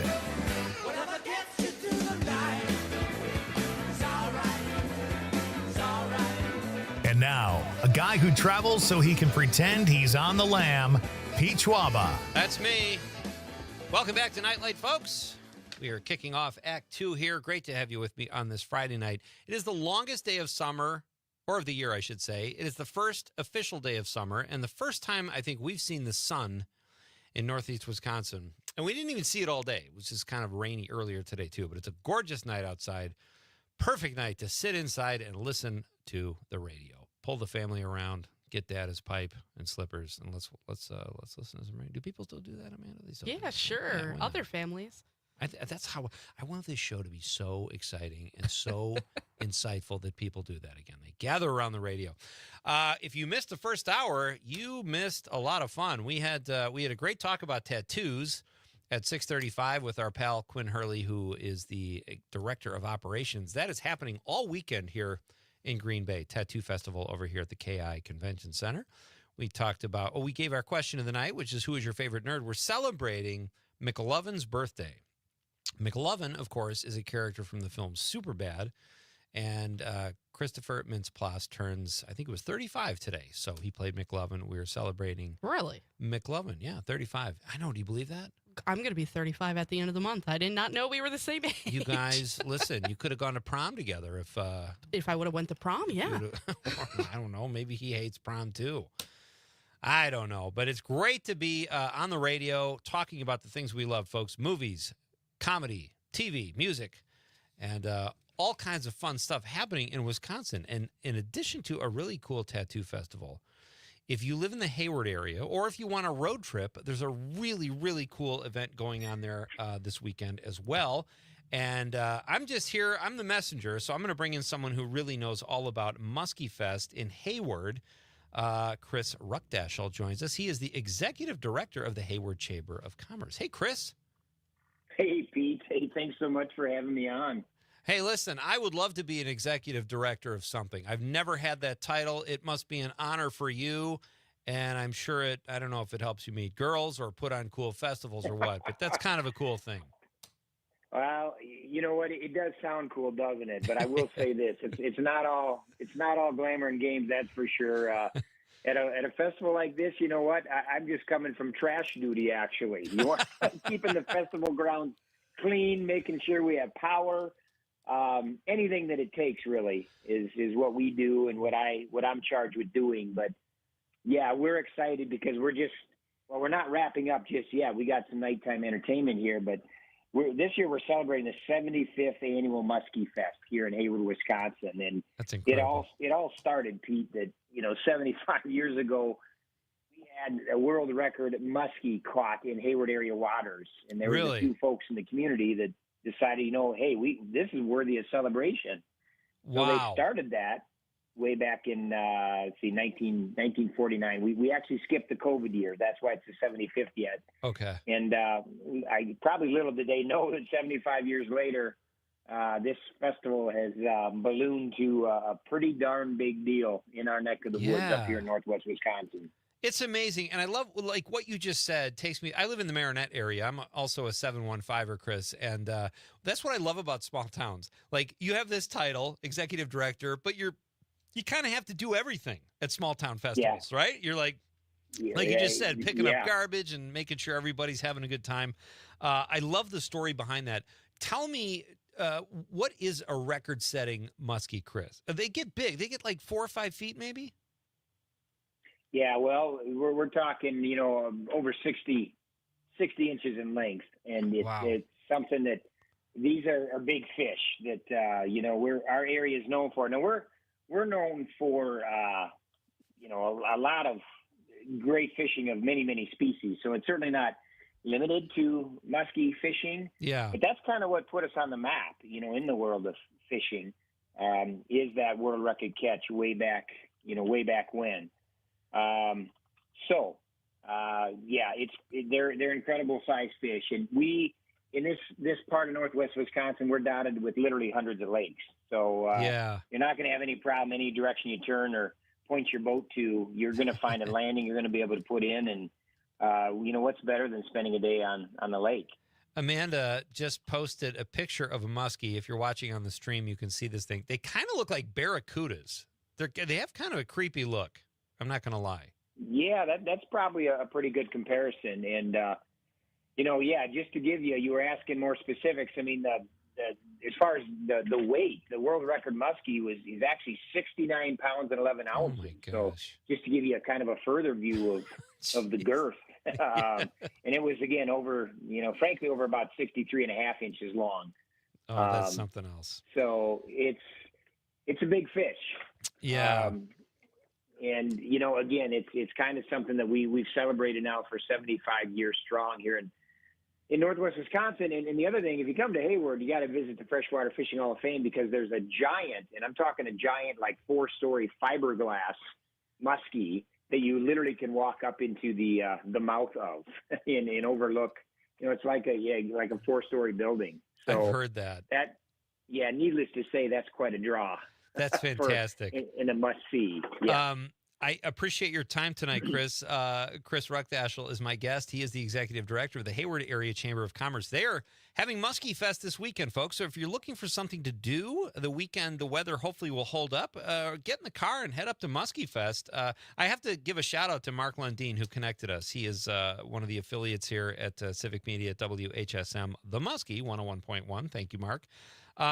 Chris, if people were to road trip there, what can they expect? I know you have music. You have, it looks like, talk about the medallion hunt. You have a $2,000 grand prize. That's no small chunk of change. Yeah, $2,025 specifically. Now, I have news for you. I have breaking news on that, Pete. It was actually found earlier today. We brought back, in light of this being the 75th anniversary, we thought, hey, we got to add a new twist. So we put out a $2,025 prize for anybody that could find a medallion that was hidden within 15 miles of our community center here. Oh my gosh. Sure enough, it was found this morning after 5 days worth of clues. 15 miles. That's exactly what happened. And we had a winner. They were That's a excited. big radius. Who gets to hide it? It was really cool. Yeah, that's a good question. Who gets to hide it? Do you guys draw straws to see who gets the honor of hiding it, or? Yeah, that's a great question, actually. Robin Tenner, our assistant director, is the one that actually hit it. She had to go out under the cloak of darkness on Sunday night. The contest opened up Monday morning. So under the cloak of darkness, she planted it where we had decided, kept it under top secret, and we gave out one clue each day, hoping that it would be found by, frankly, a perfect scenario is when it was found that it would be found today, and sure enough, it was. If it hadn't been, we had a couple bonus clues we were prepared to give, and it was such a fun contest. Each successive day, we gave a little bit more detail when it came to clues to pinpoint the location, and from all accounts, our community and our community members had a lot of fun trying to find it. So I think there's a good chance it's going to be back in the future again as well. Probably not going to be a one-off. Yeah, that sounds like so much fun. All right, so you got the medallion hunt. Like, I know you have a fishing contest, music. Tell us about the fishing contest. What happens there, Chris? Yep. Yeah, it's a fishing contest. It takes place over the couple of days of Muskie Fest. That is sponsored by and put on by our Hayward Lakes chapter of Muskies, Inc., as well as our Hayward Bass Club.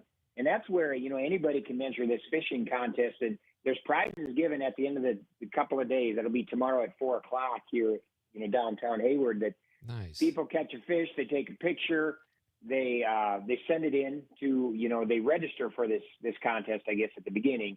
They send in the fish that they caught, and then prizes are given for, the individual species, largest fish caught, okay. Various ages. So that's kind of the core of Muskie Fest is we always want to celebrate fishing. It has become much more over the years. You mentioned, Pete, live entertainment. Yeah. We got live, music all weekend long, day and night. We got a lot of other things. We got a carnival going. We got sidewalk sales. We got 121 art and craft vendors lining our downtown streets. Jeez. We got a watermelon eating contest today, and tomorrow, heck, we've got a dilly bar eating contest. But there's a casting game going on. There's a car show tonight. We had a burger eating contest earlier tonight from Eddie's on 3rd in Hayward. A la the famous hot dog eating contest. Yeah.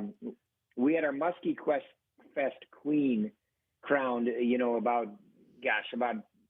maybe as we speak. I think it's taking place. I know it's taking place as we speak. I don't even know who the winner is just yet. And, professional chalk artists, face painting balloon animals. We've got a VW photo bus. We got our Hayward Lions Club and Hayward Rotary Club. They've got beer. We got beer tents and we got food tents. That's actually just a sampling, but everything culminates then on Sunday afternoon with our Muskie Fest Grand Parade. And we have a Grand Marshal there, Lynn Melton of Lynn's Custom Meats here in town.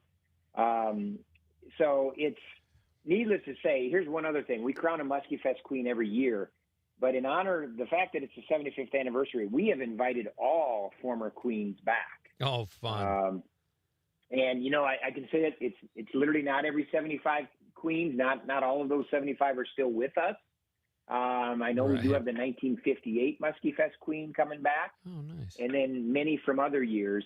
So that's a pretty cool thing, too, a reunion of each year of the You've got what happens. All right, I want to just back up a second. You have we had a guest on last night that talked about a pie eating contest. Tonight you have a dilly bar eating contest. Is that the person who can eat the most dilly bars without, getting brain freeze, or what's that? Yeah, no, great question, Pete. And first of all, that I threw a lot at you. That's actually tomorrow, so that hasn't occurred yet. That's tomorrow at noon on our main stage, our Seven Winds Casino main stage. Oh, I could make that. What that is who finishes a dilly bar the fastest. Simply one dilly bar.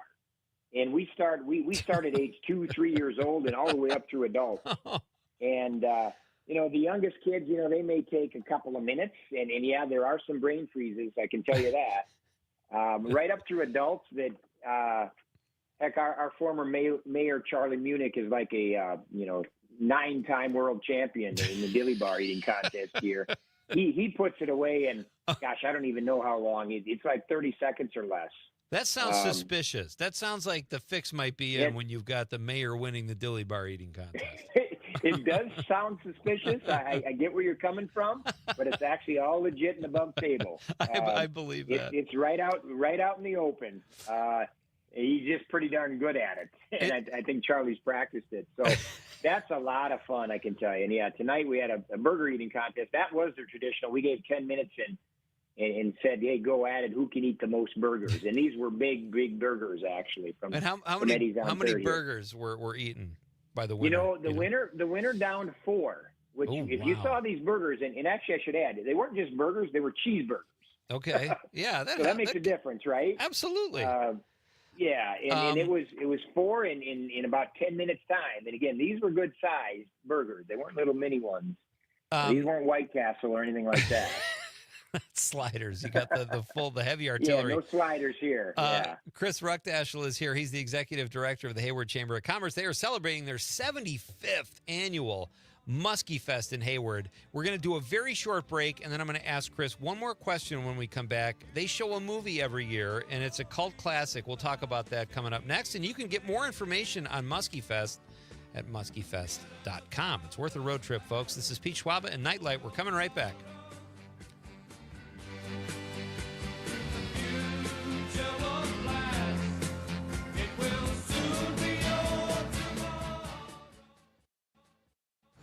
From Denmark to De Pere, this is 97.9 WGBW. Appleton Cigar Company on College Avenue has been serving the community for over 25 years. If you are a cigar aficionado looking for a one-of-a-kind experience, you need to check out Appleton Cigar, which boasts the largest selection of cigars north of Milwaukee with over 706 cigars to choose from in a walk-in humidor. The Cigar Lounge offers an impressive variety of spirits and cocktails that pair perfectly with a premium cigar. For the full experience, come to Appleton Cigar at 415 College Ave, Monday through Saturday, 11:30 a.m. to 10:30 p.m. For more information, go to appletoncigar.com.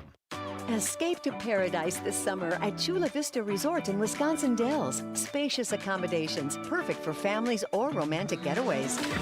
Voted top 10 best water parks in the U.S., championship golf, the longest zip line in the area, and the #1 steakhouse in Wisconsin. Book a Chula Vista Resort all-inclusive package now at 1-800-388-4782 or visit chulavistaresort.com. Your summer paradise awaits.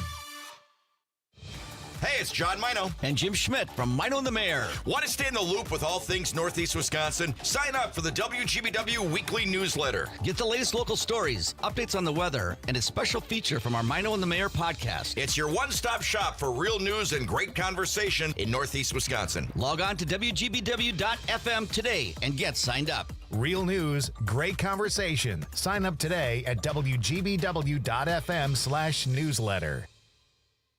Hey Appleton, it's time to come alive with music. It's Amanda with another new Wisco 411 for you, brought to you by Area 509 in Appleton. And this Saturday is Make Music Day. It's part of a worldwide celebration that takes place in over 1,000 cities in more than 120 countries. And Appleton is opening up College Avenue to have musicians and events, and everyone is invited. You can come listen to the music, or if you're a musician yourself, you can participate. Head to WGBW.FM and click events to find out how. Is getting vaccinated on your to-do list? We can help you check that off. You've got this. Yes, you do. See how we've got you at yougotthis.usaging.org. A message from the Aging and Disability Vaccination Collaborative, powered by U.S. Aging. As Wisconsin is hitting the road on your Harley. This is the Civic Media Radio Network.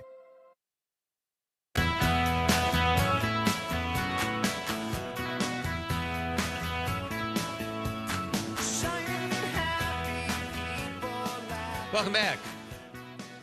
You've got NITE LITE with Pete Schwaba on the Civic Media Radio Network. It is so great to have you with me on this Friday, folks. We are having a lot of fun here tonight. Amanda Nimmer is sitting in for the K-Man tonight. Second night in a row, I will be in Madison Monday and Tuesday doing my show with the help of other producers on those two nights, too. So it's always fun to be in Madison. But we've got a lot of show left here tonight. Terry Barr will be here in just a few minutes for Barr Band Friday night. She's back from vacation. The award-winning Terry Barr, I might add.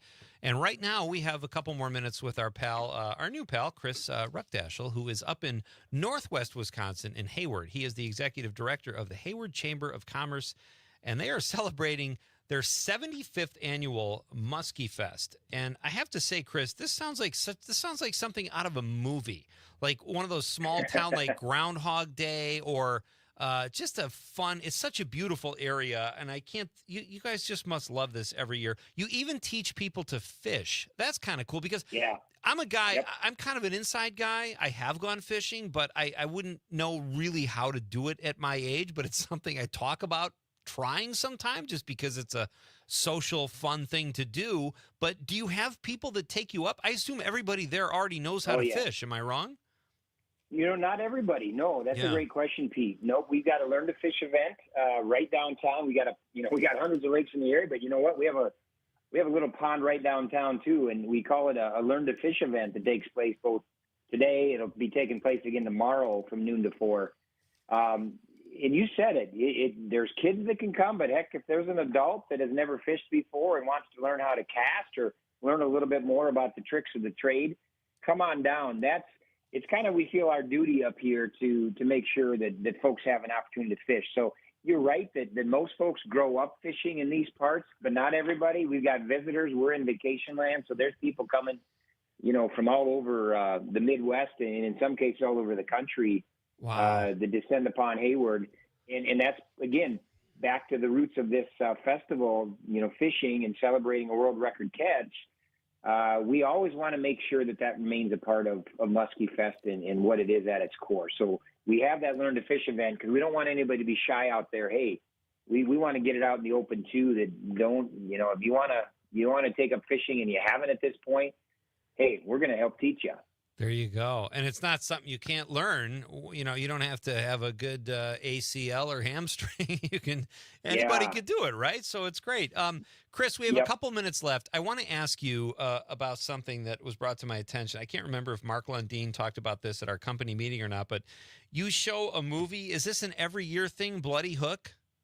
Yeah, it's become that. It's Blood Hook specific. Blood Hook. Blood okay. Hook. Yep, it's shown at the Park Center by the Park Center board. They've made it a tradition. I think we're in about our 4th straight year now, and probably 45 years from now we'll be talking about like the 50th showing of Blood Hook at Muskie Fest. And what it is, the short synopsis is it's a 1986 slasher comedy filmed right here in Hayward, Wisconsin. It's kind of during the, we all remember back the height of the VHS era horror boom. Yeah. Directed by a gentleman named Jim Mallon, who later co-created the Mystery Science Theater 3000. Oh, yeah. Okay. Another stat, I know it was produced on a shoestring budget at the time of around $200,000, and it was shot over 35 days in and around the Hayward area. It included lakes. Lake Owen is one of the lakes, Spider Lake. And the plot, I think it's been described as kind of equal parts absurd and oddly charming. It's a group of young adults that head out to a lakeside cabin during the town's annual, what they call Muskie Madness fishing tournament. Only to be stalked by a mysterious killer wielding, you might have guessed it, a giant fishing lure. Right. So I guess you could say it's campy, it's gory, it's full of local flavor.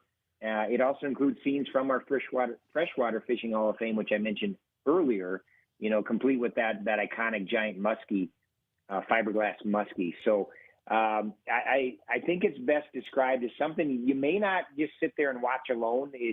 It's not exactly, it didn't win any Oscars, I can tell you that, but best viewed with friends. Yeah. Is what I think is a perfect description of it. It sounds like a blast. It's tomorrow night from 7:30 to 9:30. It is rated R, so take that into account. But tickets are $15, and I'm sure it's the kind of thing people go to and enjoy as a group, and it helps build community too. The whole thing sounds like a blast. Chris, thank you so much for your time tonight, and we should make this a regular thing. I think this sounds like so much fun. I'd love to do it, Keith. Thanks so much for having us on. I really appreciate that. You got it, Chris. Have fun at Muskie Fest, and we'll talk again. Okay, buddy. Will do. Take care. You too. All right, that's Chris Ruckdashel. That sounds like fun. Are you not a Muskie Fest type person? Outdoor? You wait. Whoa! You want to go to Sputnik Fest? You chilled at Sputnik Fest last year. To me, Muskie Fest sounds like a I'm very similar willing experience. to go to any festival. Almost, okay, I got to say almost any because you never know. I'm willing to go to almost any festival. And like looking at their website, because I was doing that while you guys were talking, there is so much going on there. It's insane. It's not just about fishing because like when you're like, hey, let's go to a fishing festival. Sounds fun, doesn't it? But this is like a whole celebration. It seems to be a lot of town heritage too, so. Just a celebration of their town. What's the Michael J. Fox movie? I have to find that. It really reminds me, and a little bit of Tommy Boy too, sort of with the town. Is that Tommy Boy I'm thinking of? Are you thinking of Black Sheep? Maybe Black Sheep, yeah. But this really reminded me of like a Groundhog Day type of thing, But I got to find that Doc Hollywood. That's it. He gets trapped in a small town. And the town they have a squash fest and all this fun stuff. And it's just like, it's the romanticized version of small towns. And that's what people love. And I think Muskie Fest sounds like a blast. So, all right, it is a Barr Band Friday night, folks. When we come back after a short break and after Civic Media's news team tells you what's up, like they're so good at doing. Terry Barr is back. She'll be here. The award-winning Terry Barr. It's Pete Schwaba and NIte LITE. So great to have you with me on the Civic Media Radio Network.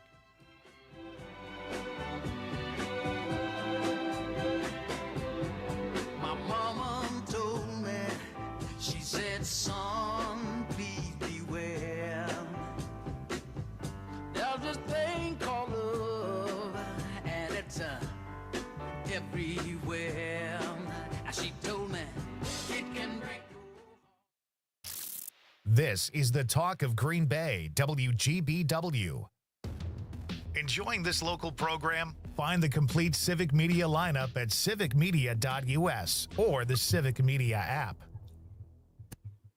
ABC News, I'm Dave Packer. Columbia University student Mahmoud Khalil, arrested by ICE and held in a Louisiana detention center, ordered released. A federal judge said that the government had failed to provide that this is a violent person, somebody who would attempt to flee again if he were to be Can you arrested come and again, just but he move is this far drape from out here of just the a woods. little bit? Both the immigration So court I don't battle have and the the federal court window. battle are going to be playing out in separate courts. ABC News immigration reporter Armando Garcia. 2 weeks' notice. That's what President Trump just a says little he's that giving way. Iran as he considers whether to strike the nation's nuclear capabilities, but he hasn't indicated whether he will strike after okay, the 2 that's weeks good. is up. Gotta A be man careful, charged with 'cause we trying to don't want- kidnap the mayor of Memphis. Police say the 25-year-old Trenton Nope, Abston just leave it. went to Mayor Paul Young's front door. He was Thank later you. arrested with a taser, gloves, rope, and duct tape in his vehicle. Record travel expected this 4th of July holiday. AAA says nearly 62 million people will travel by car. This is ABC News. The Brewers face the Twins. Hi, I'm Mike Clemens with sports. Baseball tonight, the Brewers and the Twins at Target Field. The Miz, Jacob Mizorowski, on the mound for Milwaukee against the Twins' Joe Ryan. The Brewers with a win over the first-place Cubs yesterday, 8-7. The wind blowing out at Wrigley. Home runs by Rhys Hoskins, Caleb Durbin, Isaac Collins. Pat Murphy was pleased. Our guys, they got out to a good lead. Swing the bat's great today with authority, a lot of hard contacts, and great opportunity for our young guys to then face the great Cubs team. Boys high school baseball, Muskego with a 5-4 victory over Badger to win the Division I title in the WIAA state tournament at Fox City Stadium. New Berlin Eisenhower 5-4 over Seymour in Division II. Kenosha St. Joe's got past Kewanee 3-2 in Division III. And Division IV won by Johnson Creek with a 5-0 shutout over Pinelli. NBA Finals, Game 7 in Oklahoma City coming up Sunday night. The Pacers dominated the Thunder last night, 108-91. With sports, I'm Mike Clemens.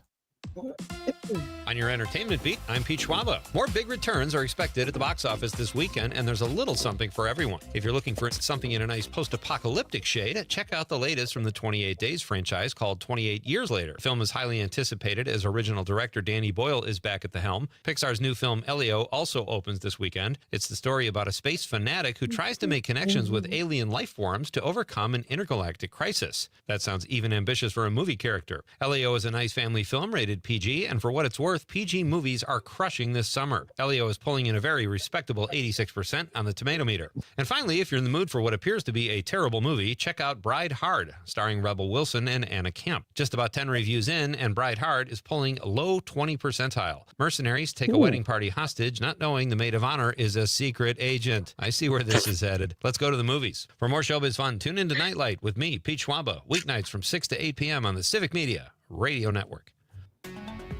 This is your local Civic Media radio station. Want to hear even more? Anytime? Find all of it at civicmedia.us. I'm meteorologist Mace Michaels. Partly cloudy, warm, and muggy tonight with maybe a stray storm and lows in the low 70s. This weekend, heat advisory. Mostly sunny, hot, breezy, and humid. Highs low 90s, heat index to 100. Some storms Sunday night and Monday. Right now, it's 80. Not completing high school is more of a social thing than it was an academic thing. Even though all these years have passed, I still had that longing to have my diploma. At age 30, Carissa finished her high school diploma. If you're even considering getting your high school diploma, you can do it. No one gets a diploma alone. If you're thinking of finishing your high school diploma, you have help. Find free adult education classes near you at finishyourdiploma.org. That's finishyourdiploma.org. Brought to you by the Dollar General Literacy Foundation and the Ad Council. Matt Nair on air. From articles that I have seen, if you are a bagel purist, you should not toast your bagel. I think nothing's better than a toasted bagel and a schmear. Folks, can we have a moment of honesty? Do you really like bagels, or do you like the schmear that is transported by them? Get rid of the stigma. If I walk into this room eating cream cheese out of a tub with a spoon. Why is that wrong? Matt Nair on air, weekday mornings 9 to 11 on your local Civic Media radio station and on the app. Jane Matt Nair and Greg Bach. Coming up on the show, Civic Media News Director Charlie Pittman joins us to cover all the weekend news. And then we're talking ticks in hour number 2 with entomologist PJ Leash, the bug guy. Don't miss it. Matt Nair on air, weekday mornings 9 to 11. 9 to 11. Time to check out original music with Barr Band Friday on Nightlight. Now, your host, Pete Schwaba, and special guest, Terry Barr. Welcome back, folks. This is Nightlight with Pete Schwaba, and it is a Barr Band Friday night. I thought maybe she was gone forever. We didn't know if she was coming back. I thought maybe it was a permanent vacation, but she made her way back to civilization. The lovely and talented Terry Barr. How are you? Hi, Pete. I am great. Yes, vacation. Was it hard to come back? Well, we were above the Arctic Circle, so there were many times I did not have Wi-Fi or phone service, and I'm not going to complain about it. It was a good way to have to disconnect. It was good. Oh, my gosh. Good for you. Wow. Conrad is not here tonight. Amanda is filling in. Hi, Amanda. Hello. See that voice, you might have thought Conrad reverted and went Oh, the other way through puberty or something. But You never know. Things happen quickly when you go away on a vacation. That's right. So was it fun? It was so well-deserved. You do so much. You work so hard. You're the award-winning Terry Barr, co-host of the award-winning Max Inc. radio show. Nobody deserved a vacation more than you, so kudos. Thank you. That means so much. It really does. But we did miss you. It was great to have Rocker here, but it's Oh, it's great good. to I'm have glad. you I'm back. glad he was able to fill in, and I'm sure you had a wonderful time with him. We did. He's as passionate about music as you are, and that's really what, to me, Barr Band Friday is all about. You guys bring us new music, and we eat it up. So we didn't miss a beat, but it is great to see you again and great to have you back. So Back at you. yeah, thank you. Well, what should we do? Should we jump right in? If you would like, Do you sure. remember how And to I do think, this? can we start with Travis Agnew? Yeah, absolutely. Is it the Travis Agnew Band or Travis Agnew? No, Oh, at least not right now. It's just him. okay. But here's the story about what you're about to hear.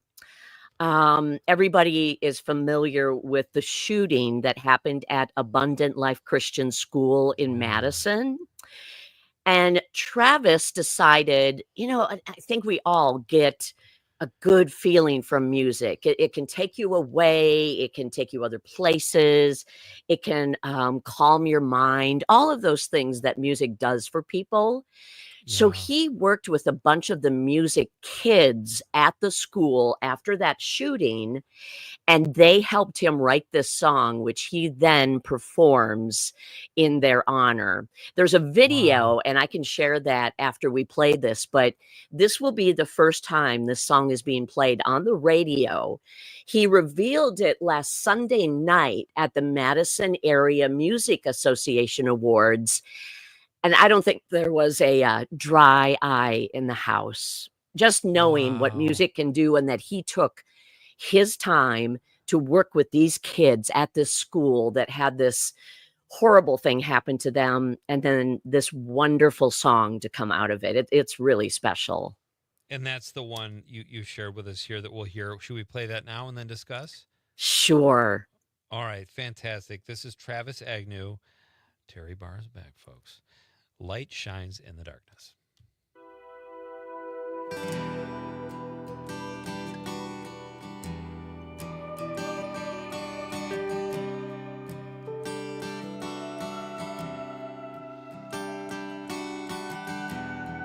The Shadowlands, this place we live and fight for life.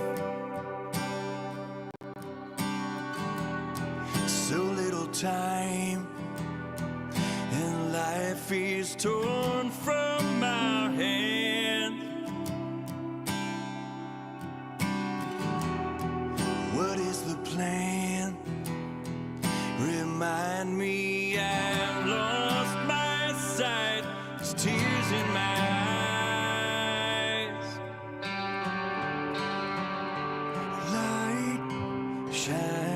shines in the darkness.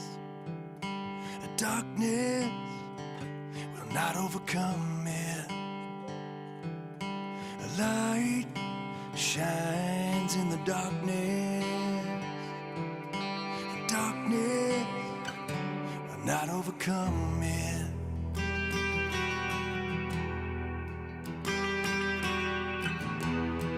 So much pain, I am frozen in fear.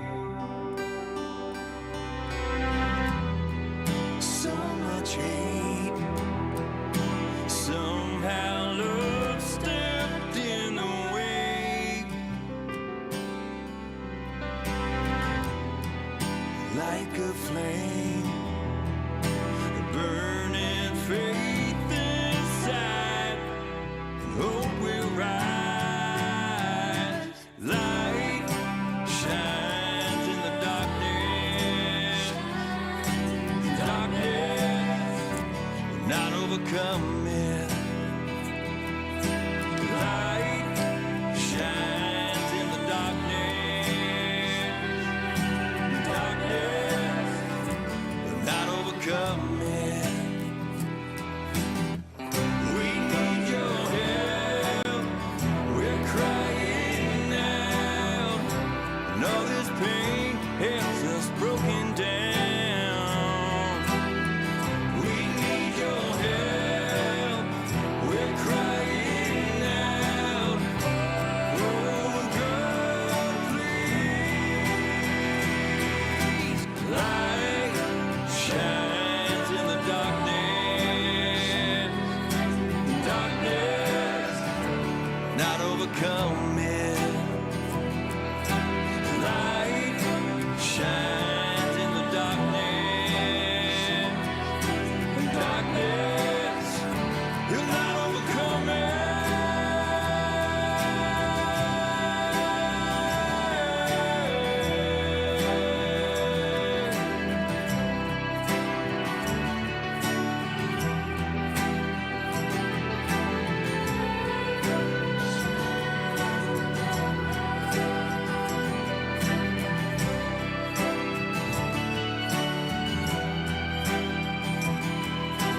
Light shines in the darkness.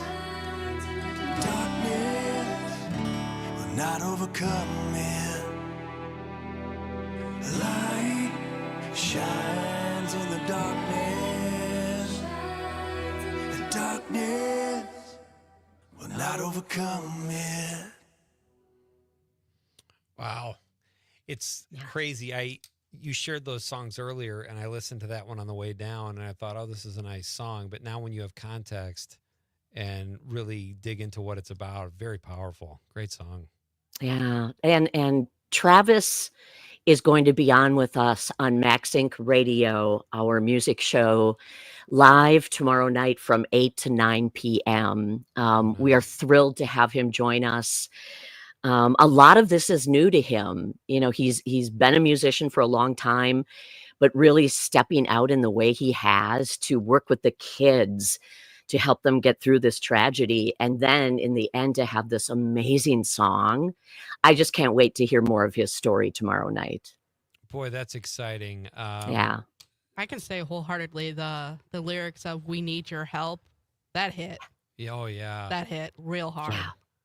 This guy, Yeah. too, I was just in what I looked up. He did a 30-minute music hour on PBS, too, back about, I don't know, 7 or 8 years ago, too. Like, he's been around a while and a Madison guy, right? Like, he's. Yeah. Yes, he is. And I will be honest, until I met him at the Madison Area Music Association Awards on Sunday night, I was not familiar with his music. And other people had said that he had kind of quietly, not totally gone away from the stage, but wasn't as active as he had been. So having him do something like this, wow. Yeah. What an important way to make a comeback. Incredible. And it gives you so much sort of, I almost used a really bad analogy there, but it gives you a lot of things to ask him about, with that song and what happened. and gives you a lot of material, I guess, as an interviewer. So that's Absolutely. Speaking of interviewer, all right, I can't even keep up with the awards you win, Terry. So can you tell us what your? No, honest to God, every time I turn around, I'm like, wait, they just had the mamas again? Like, what is going? Like, what was your experience like last week? Well, I was hosting the show as well. Okay. So it was like a double duty, and we set up too. Yeah. It was so much fun, though. We had 8 bands on from all over southern Wisconsin, mostly focused on Madison, though, because it is the Madison Area Music Association. And all the money raised goes to help get kids instruments who want to play, but maybe their family can't afford to buy or rent an instrument. So that is the whole goal. It's really celebrating the music of today and the musicians of today, but then trying to make sure we have musicians tomorrow too. That is outstanding. And Yeah, it's so great. I love this organization. And Wisconsin has a statewide one, very similar setup. Rocker won the Radio Personality Award with the Wisconsin area music industry, but I stole it back from him and I won the Madison area one. So. What an amazing competition. Like, you don't even mind losing to your co-host or reclaiming the title, so to speak. What a great thing. Yeah, you guys just do incredible work. That's so great. Thank you. Our show won again, and that category started with something like 25 radio stations and music shows. And in the end, we persevered.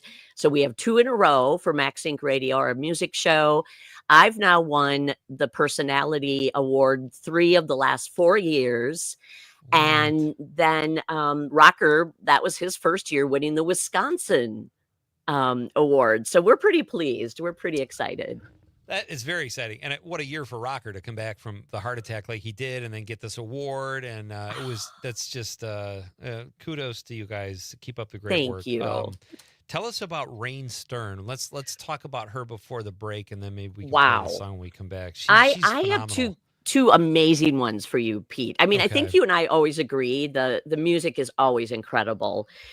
But Travis, who you obviously looked up and you found that he had done something with WPR. So now I'm going to look that up and find that. And we're going to learn more about him tomorrow night on Max Inc. But Rain Stern is originally from New Glarus. And then she moved to Madison when she went to college. Well, 2021 comes along and she auditions for The Voice, you know, that little NBC show. I've heard of it. Yeah. Well, she makes it to some of the last rounds and is actually on television. Oh, nice. And she plays guitar and sings. So every time you would see her, she wasn't just singing. She was also like jamming on this blues guitar. And she made it to almost the final round, but got bumped.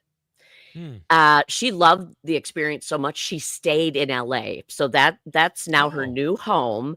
But she is back in Wisconsin this weekend, and she's going to be playing at Summerfest tomorrow on the Uline stage at 3:00. Then she's going to hustle to Green Bay to play the Make Music Day event that is happening on South Broadway, and that starts after 5:00 and it runs until 10. And she's like one of the middle artists, so she's got to hustle to get there from Milwaukee. She gets a speeding ticket; it'll be worth it. All right, Terry Barr is back, folks. It's a Barr Band Friday night. We're going to come back and hear some music from Rain Stern. That's coming up next on Nightlight with Pete Schwaba on a Barr Band Friday night.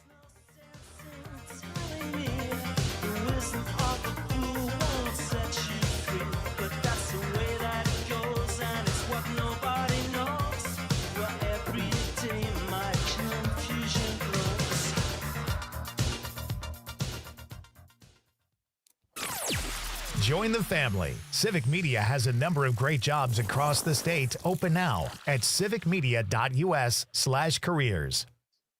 Feeling better is about feeling all kinds of things. You want to feel healthy, sure, but you also want to feel heard and understood, valued, even, well, loved. That's what we want too. We're Amplify Health, and we think the best way to care for someone is to care about them. That's why all our treatments include a little empathy. Welcome to healthcare that's all about caring. Welcome to Amplify Health by Bellin. A little empathy changes everything. Rebel Eddies is your solution for auto detailing in Midwest Wisconsin. They specialize in top-tier services, including deep cleaning and detailing, paint corrections, ceramic coatings, wax oil undercoatings, window tinting, and more. And they take pride in delivering professional results every time. Rebel Eddies is family and veteran-owned and operated. Bookings are available as soon as 1 week. Call 920-671-8984 or visit rebeleddies.com. Rebel Eddies Detailing. Restore, protect, maintain. Timeout. All right. Remember, we're a team that plays together. Listen, the winning will take care of itself. We just have to get everyone involved. In interscholastic sports, we celebrate what makes every one of us unique. And in the pursuit of a common goal, everyone in the huddle, in the bleachers, and in the community comes together. This message presented by the WIAA and the Wisconsin Athletic Directors Association. Look up cheese curds, you'll find this basic definition. Wet pieces of curdled milk. Well, it should also include the word delicious. As we continue to celebrate June Dairy Month, do you know how much milk is needed to make 1 pound of cheese curds? 16 ounces, 64 ounces, or 160 ounces, 10 pounds of milk? The answer coming up. It actually is a sound of freshness. Rachel Kerr is talking about squeaky curds. She's with the Dairy Farmers of Wisconsin and a bit of a cheese nerd. Those elastic protein strands rub against the enamel of your teeth and create that characteristic sound. The squeak turns stretchy when battered and deep fried. Some believe the idea to fry globs of cheese happened by accident. I consider it a happy accident. Okay, did you guess? It takes 10 pounds of milk, which is a big gallon jug plus a little bit more, to make 1 pound of squeaky cheese curds. Call me your curd girl for this slice of Wisconsin. I'm Terry Barr for the Civic Media Radio Network. At Hazelden Betty Ford, treating mental health isn't just about breaking old patterns, it's about braving new ones. As the leader in alcohol and drug treatment for 75 years, we know caring for addiction, anxiety, depression, and trauma goes hand in hand. We're here for you with new tools when life breaks down. Discover your path to better mental health at hazeldenbettyford.org/Wisconsin. Sponsored by Hazelden Betty Ford Foundation. As Wisconsin is summer weekends being spent on the lake, this is the Civic Media Radio Network.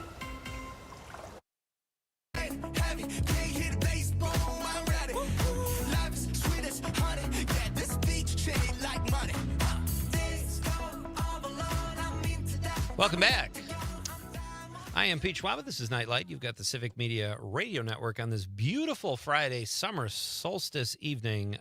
Terry Barr is back in the saddle, back from vacation, and bringing us amazing music. I will be in Madison, folks, on Monday and Tuesday, and Yay! Joining me in the studio on Monday, this will be exciting, Daryl Burnett from the Green Bay Auto Museum. It's going to be very exciting to talk to, and he lives in Madison. I'm not making him commute from Green Bay. He commutes. Amanda, do you understand Really? that? Yeah. I thought he lived. He I know. filled in for the morning guys once. Oh, did he really? Yes. Yeah, he said, hey, if you're going to be in Madison, he goes, I live near Madison most of the time. I'd love to join you there. I'm like, all right, well, let's do Madison then. It's fun to do. Fun to do the show from Madison. You've been there, Terry. We've done this segment together. Very fun. Yeah, that was great. Mhm. All right, so we're talking about Rain Stern. She is from New Glarus, spent a lot of time in Madison. Just based on what I've seen here, she's been in tons of bands and made it her debut on The Voice, stayed in L.A., and now is doing very well out there, but she's in Wisconsin. And I think we should get to her song before we run out of time. What do you think? All right. Yeah, This let's is, let's do it really quick, Pete. Oh, yeah, sure. As you listen to this, just keep in mind she's still only 25 years old. I saw that. I couldn't believe that Yeah. either. People that get out there that young and have such Yes. insightful, that's incredible. So Yeah, here and is, she's singing and playing the guitar. okay, perfect. This is Rain Stern. I'm Not Them.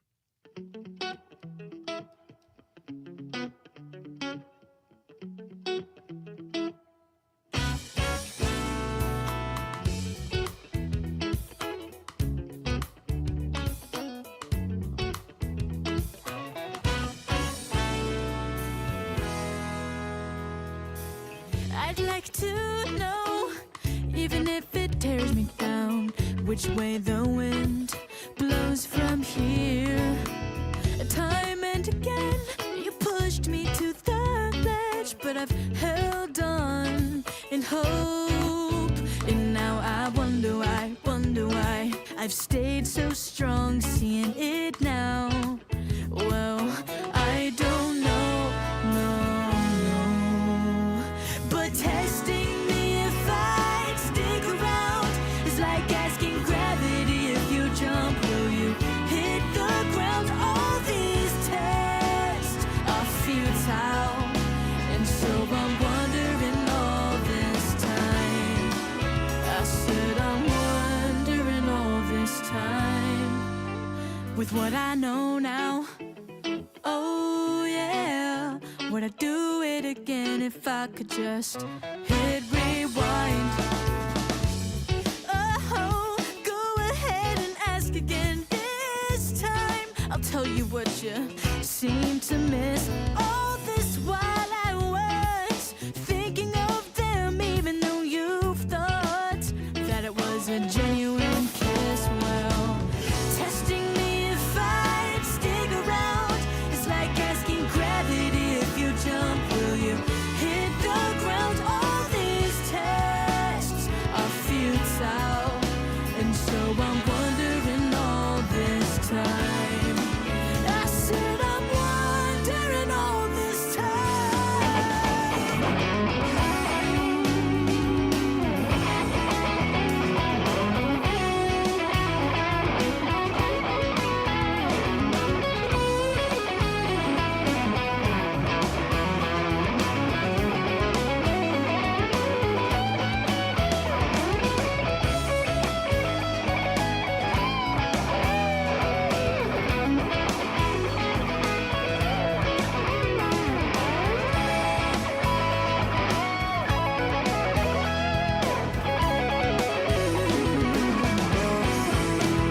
Yeah, I'm wondering about the time we've spent, and if you know I'm not them.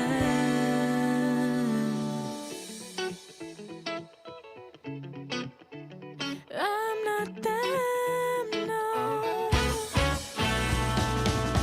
Oh, on uncertain ground we've been sliding,